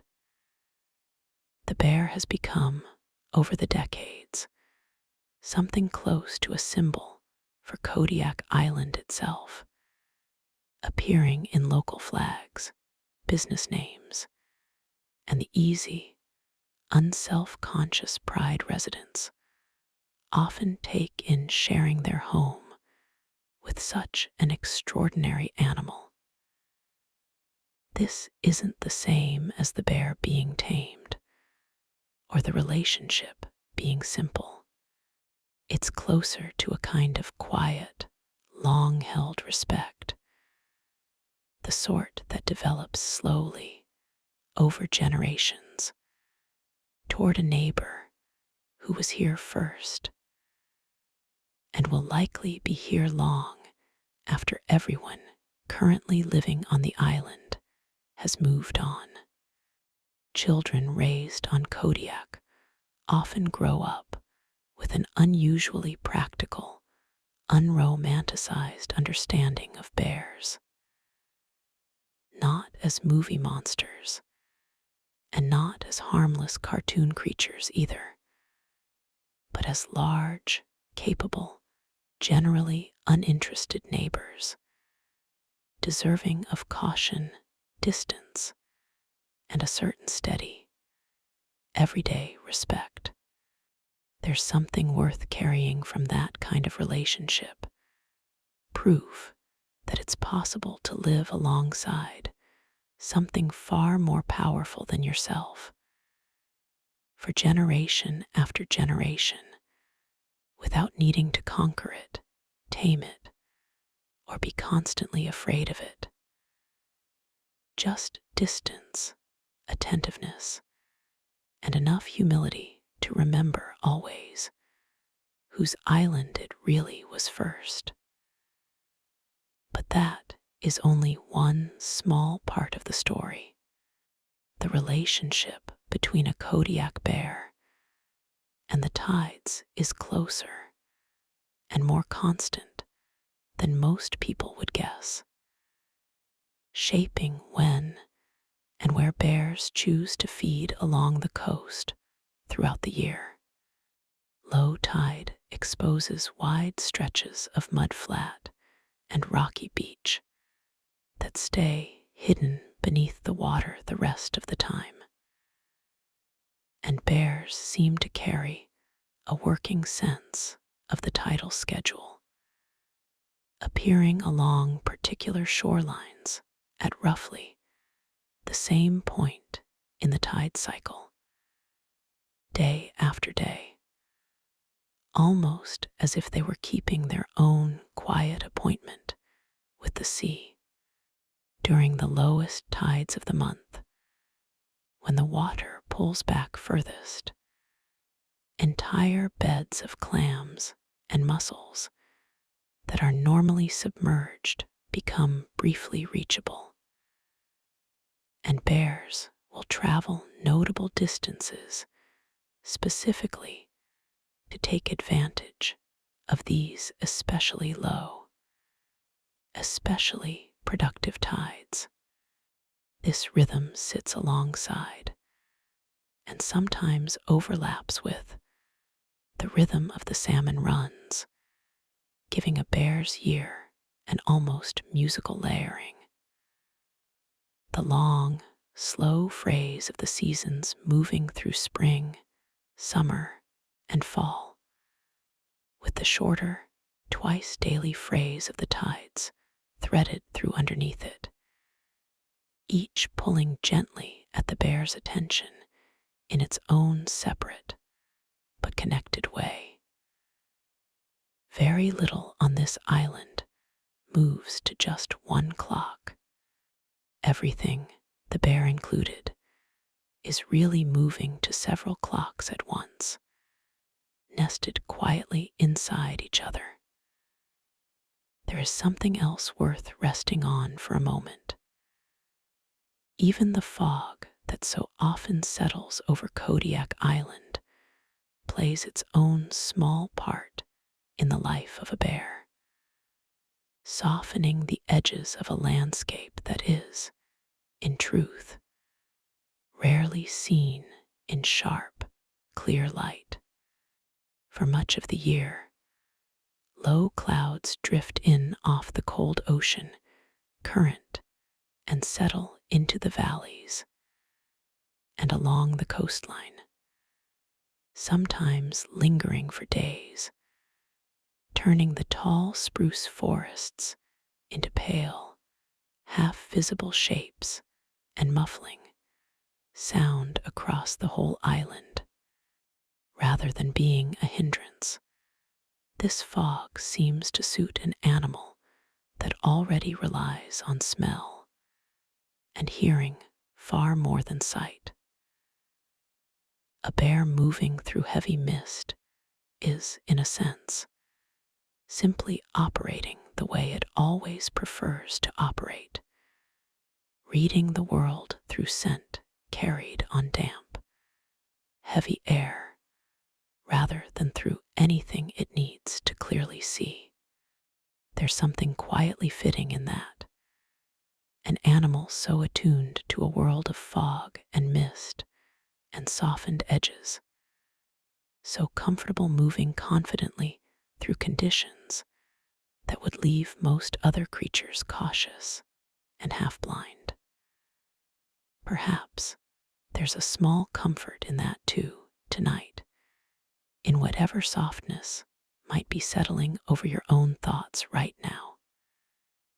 You don't need perfect clarity to find your way toward rest.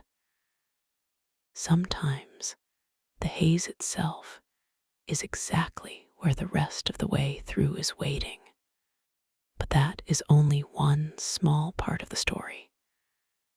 Snow itself changes meaning across a Kodiak bear's year, arriving as something closer to companion than obstacle in the story of the den. At lower elevations near the coast, winters can be relatively mild and wet, with rain often outnumbering snow, while higher up on the island's steep, mountainous spines, snow accumulates deeply, sometimes many feet thick, exactly the conditions that make for the warmest, most reliably insulated dens. A bear choosing a denning site is, in effect, choosing an elevation carefully calibrated to get enough snow to insulate well, without so much that digging or entering becomes difficult before the deepest cold arrives. Once a den is sealed beneath its blanket of snow, the insulating effect can be remarkable. While the air outside might sit well below freezing for weeks at a stretch, the interior of a well-built, well-covered den can remain close to a comfortable, stable temperature, the snow acting almost like a thick, breathing quilt drawn up over the entire hillside. In this way, the very thing that makes the surface world feel harsh and closed off becomes, just a few feet underground, the exact material making warmth and safety possible.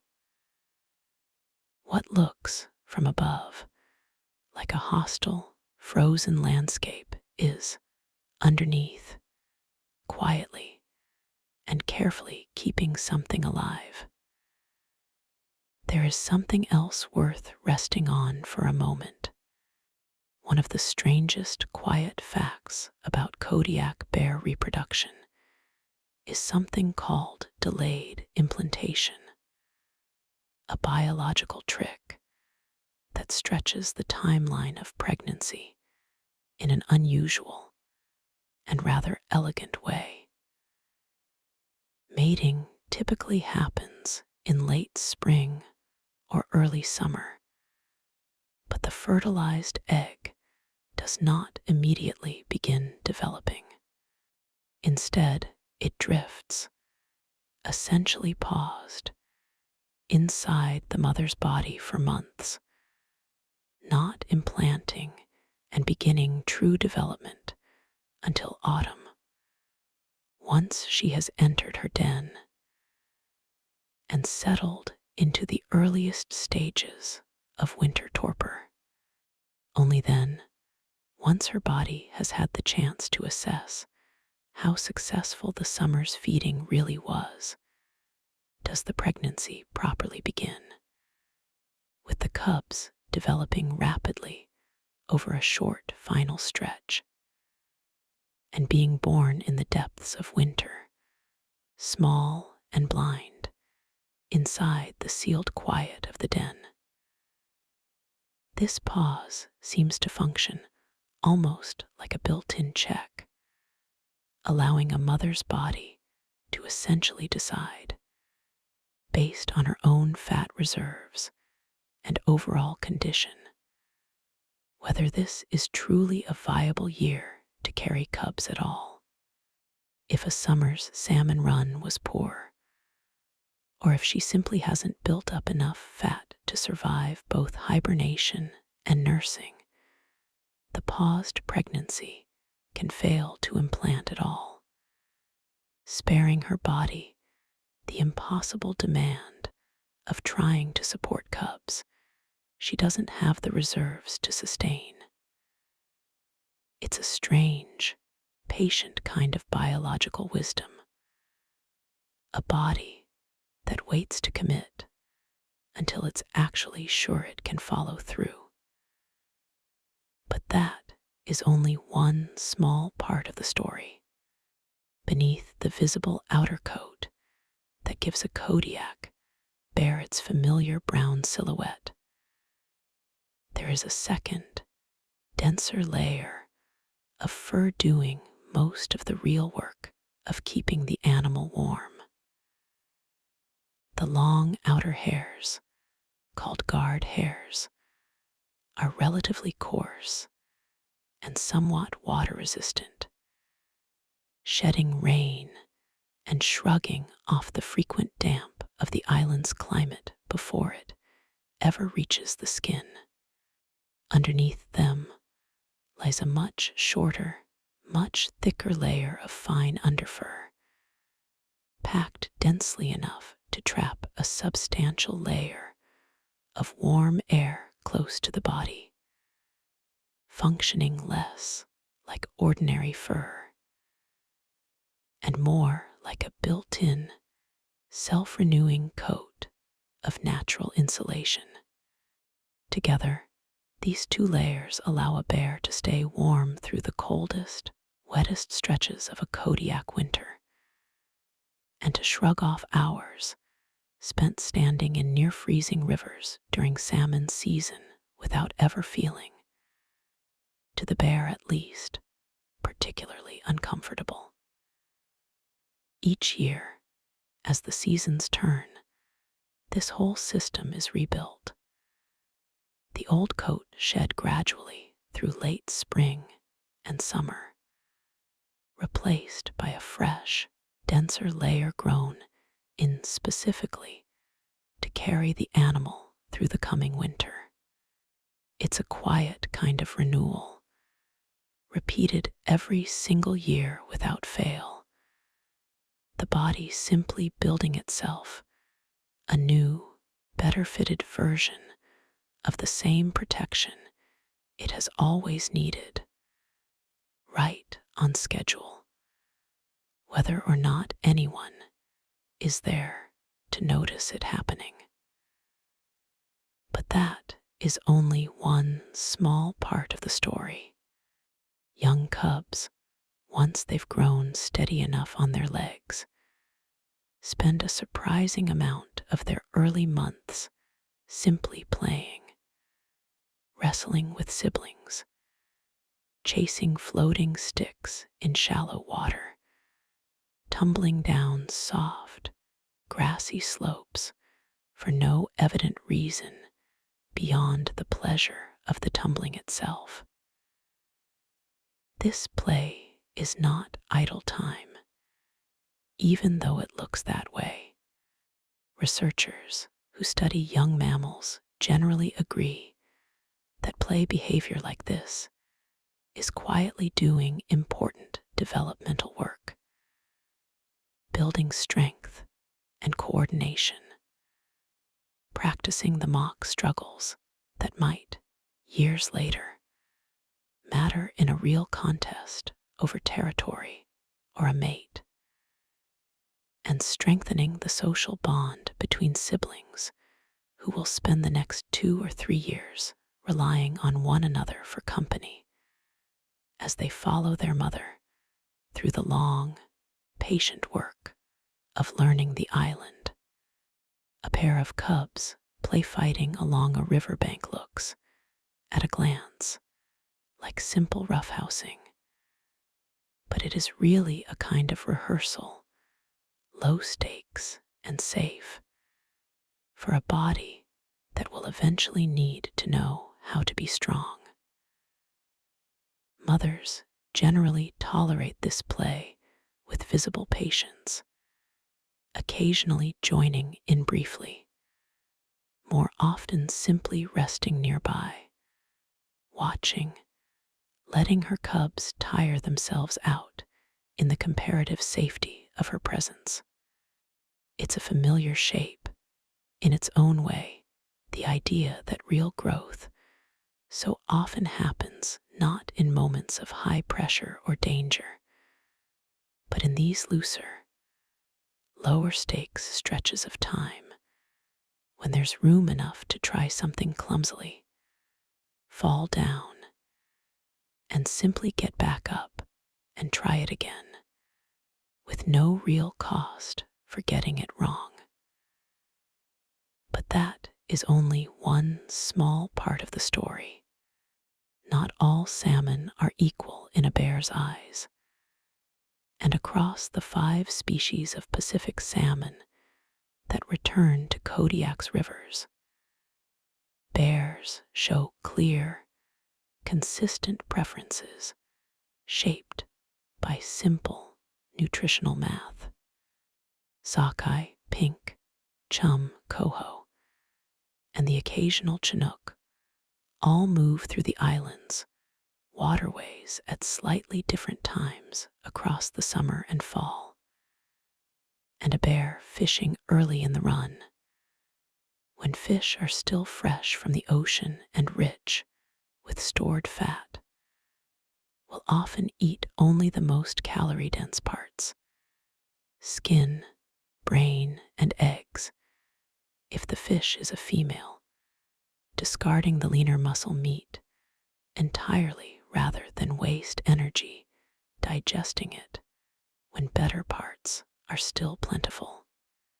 Later in the season, as competition increases and fish become more scarce, or as a fish's body begins to deteriorate the longer it lingers in the shallows after spawning, bears become far less selective, consuming entire carcasses with little left behind.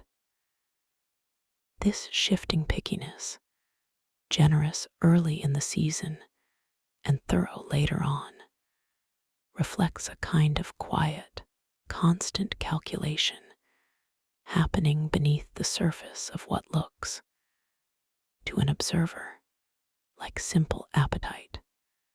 Get the richest calories first, while there's abundance to be choosy in. Waste nothing once abundance starts to thin.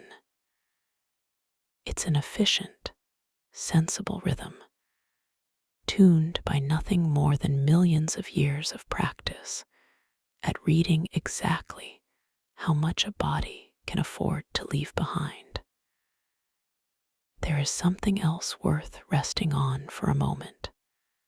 High in the alpine meadows above Kodiak's forests, away from any river or shoreline, bears sometimes spend entire afternoons doing something that looks, from a distance, almost comically laborious, digging enormous pits in pursuit of a single small animal.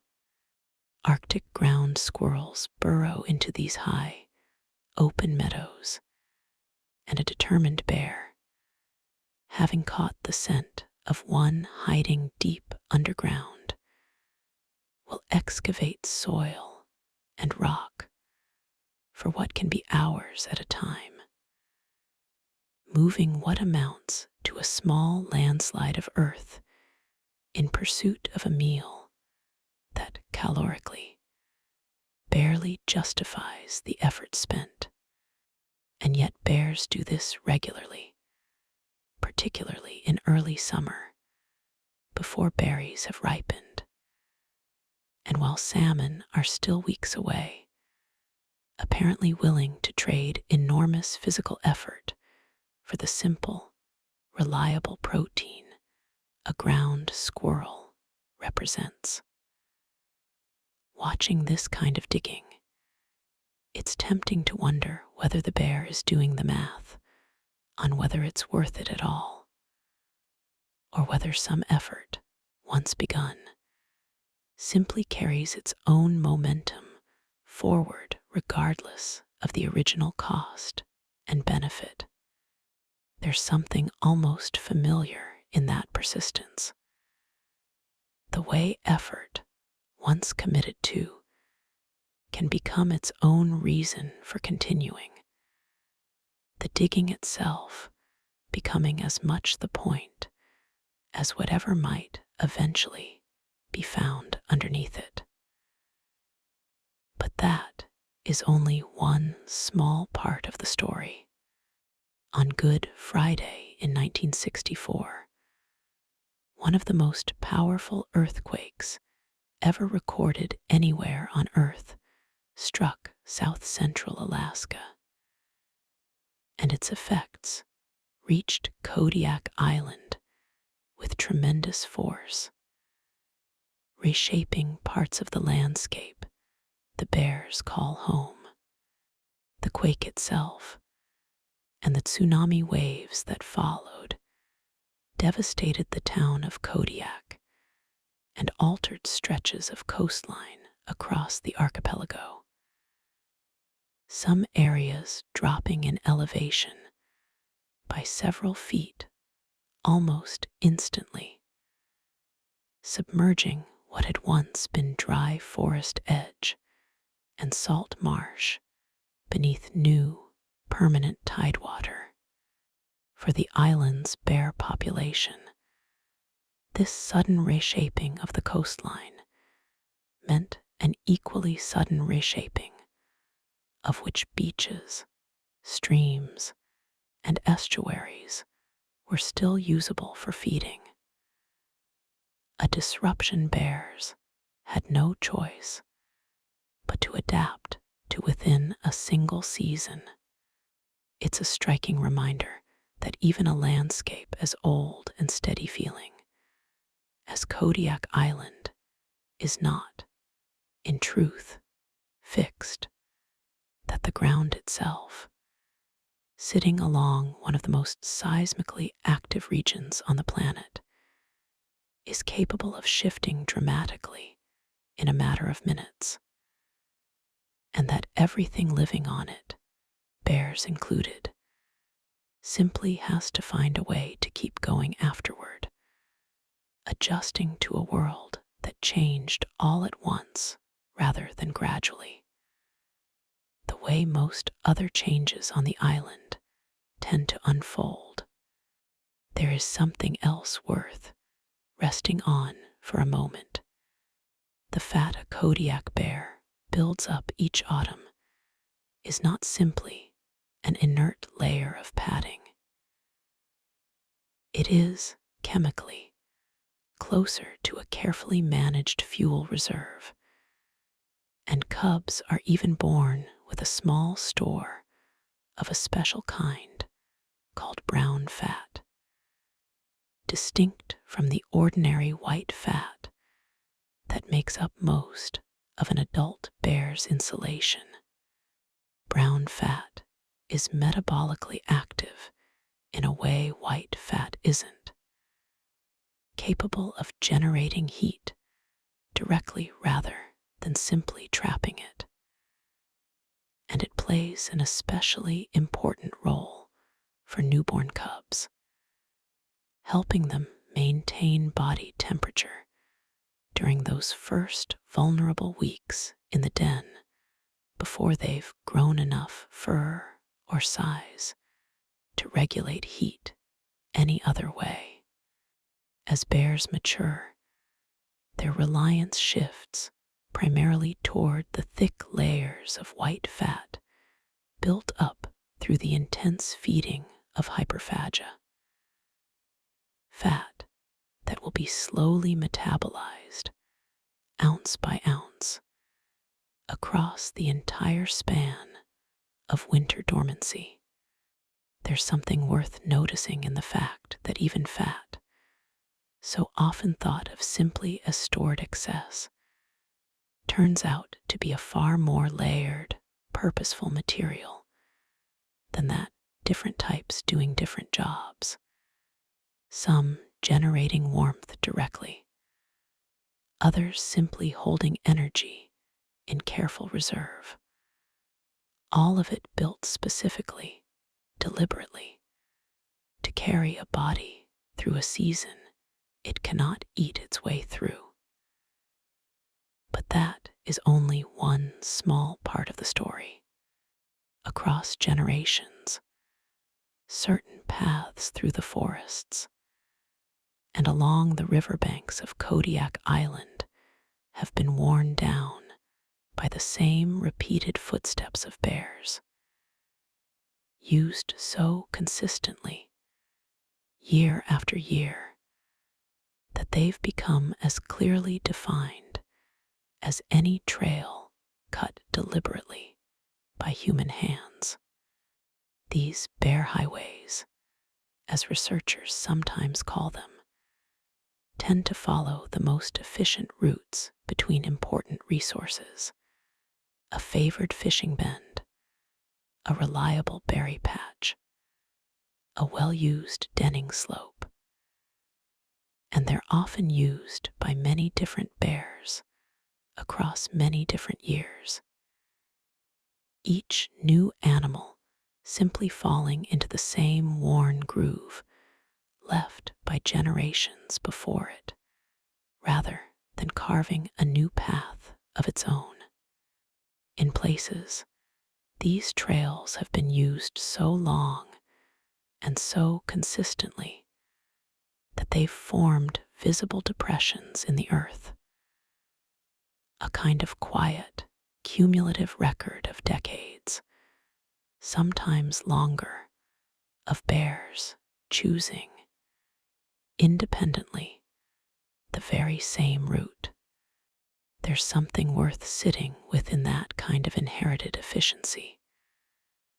The idea that you don't always need to find your own way through unfamiliar ground, that sometimes the wisest thing is simply to trust a path that's already been worn smooth and true by everyone who walked it before you, following a route that time itself has already tested and approved. There is something else worth resting on for a moment. Set against the wider world of bears, the Kodiak bear's size becomes even more remarkable, and it's worth pausing, just briefly, to place it alongside its relatives. At the other end of the spectrum sits the sun bear of Southeast Asia, the smallest bear species on Earth. weighing in some cases barely a tenth of what a large Kodiak male weighs, small enough that an adult sun bear could, in principle, be lifted by a single person. Sloth bears of India, shaggy and long-clawed, specialize almost entirely in termites and ants, using their unusually mobile lips to suck up insects rather than fish for salmon. Even among brown bears more broadly, the Kodiak's isolated island cousins on the mainland, and the various brown bear populations scattered across Europe and Asia, tend to run noticeably smaller. Their more limited access to concentrated, high-fat salmon runs, translating fairly directly into smaller, average body size. Only the polar bear, adapted to an entirely different, ice-bound world of seals and open water, rivals the Kodiak bear for sheer size among the 8 living bear species. Seen this way, the Kodiak bear isn't simply large in some abstract sense. It's large specifically because of this one particular island, this one particular abundance of fish, this one particular 12,000-year experiment in what a bear becomes when it's given enough rich, reliable food and enough uninterrupted time to grow into it. There is something else worth resting on for a moment. Kodiak bears molt not all at once, but gradually. And for several weeks each summer, their appearance can look almost unrecognizable compared to the sleek, thick-coated animal seen in autumn photographs. Beginning in late spring, tufts of the old winter coat begin loosening and falling away in patches, often starting around the shoulders and back, before spreading across the rest of the body, leaving some bears looking distinctly ragged, thin-coated in places, sometimes with bare or nearly bare patches showing through. This can make bears appear notably smaller and scruffier during early summer than they will just a few months later, once the new coat has filled back in and the intense feeding of hyperphagia has thickened them out again, heading into fall. It's a useful thing to remember, watching a bear at its scruffiest, mid-molt point in June, that this too is simply part of an ordinary, repeating cycle, not a sign of illness or hardship, just the visible middle stage of a change that's always heading somewhere sturdier. Very little worth having arrives finished. Most of it passes through an unglamorous, half-done middle first, coat patchy, shape uncertain, well before it settles into whatever fuller version was waiting on the other side of the season. But that is only one small part of the story. Even sound itself behaves differently across Kodiak Island, depending on the season. And bears seem to adjust their communication accordingly, relying more heavily on close-range vocalizations during the noisiest parts of the year. In late summer, rushing, swollen rivers full of spawning, salmon create a steady, layered roar of moving water that can drown out quieter sounds at any real distance. And mother bears with cubs nearby will often rely on lower, closer vocal cues, soft grunts, gentle huffs, precisely tuned to carry only as far as they need to over the noise of the water, rather than announcing themselves any further than necessary. In the stiller, quieter months of spring and early winter, before the rivers swell and after they've gone still again, sound carries much further across the landscape, and the same soft vocalizations that barely reach a few feet in August can travel considerably further once the rushing water has gone quiet. There's something almost musical in imagining an entire island's soundscape shifting season to season this way.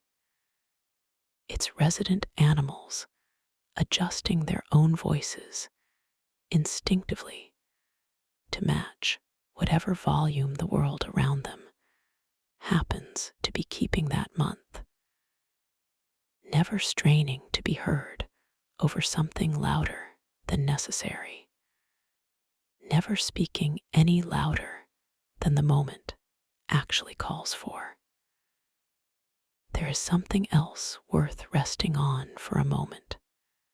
There is a particular quiet that settles over Kodiak Island in the deep of winter, when most of the bears have already retreated into their dens, and the salmon runs that define so much of the summer and autumn have long since ended. The rivers slow and quiet down.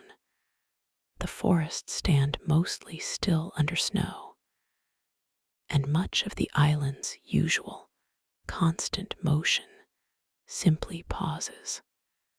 It's easy, looking at a place like this in winter, to imagine it as empty or dormant. But really it's just resting, the way a held breath is still full of air, even though nothing seems to be moving. Beneath the snow-covered hillsides, dozens of bears are quietly present, hearts slowed, breathing shallow, entirely still, waiting out the same winter the rest of the island is waiting out. Nothing about this stillness is fragile or uncertain. It is simply the island doing, on a much larger scale, exactly what a tired body does at the end of a long day, slowing everything down on purpose, because slowing down is sometimes the most productive thing a body can do. There's something else worth resting on for a moment. Above the bears, above the whole quiet island, the stars continue turning the way they always have, entirely unconcerned with salmon runs, or denning season, or any of the small, careful rhythms we've spent tonight wandering through. The universe has been unfolding for billions of years, long before there were islands, long before there were bears, long before there was anyone at all to notice any of it. It will keep unfolding long after tonight, long after this particular winter ends, long after every bear currently sleeping in every den on Kodiak Island has lived out its own quiet 20-some years and been replaced by the next generation. There is something comforting in that kind of enormous, patient continuation. A reminder that whatever is circling in your own mind tonight, however large it feels right now, is held inside something vastly larger and steadier than itself. Something that has never once been in a hurry and never will be. You don't need to hold onto any of what we've wandered through tonight. Not the salmon, not the 12,000 years of quiet drift, not the claws or the whiskers, or the long, careful winters spent underground. You can let all of it soften now, blur gently at the edges, dissolve into a loose, warm impression rather than a list of facts to keep. There's no test waiting for you on the other side of sleep. Let your body settle again, the way it did at the beginning. Let your breathing slow, unhurried, each exhale a little longer and looser than the last. Let your shoulders sink. Let your jaw loosen. Let the whole weight of today finally set itself down. The way a bear settles into the soft, gathered bedding of a den it has spent days carefully preparing. Somewhere out there tonight, on a rainy, isolated island in the North Pacific, an enormous, gentle animal is curled up in the dark, heart slowed almost to stillness, trusting completely that its body knows exactly what to do next. You can trust yours the same way. Your body already knows how to rest. Sleep well, and good night.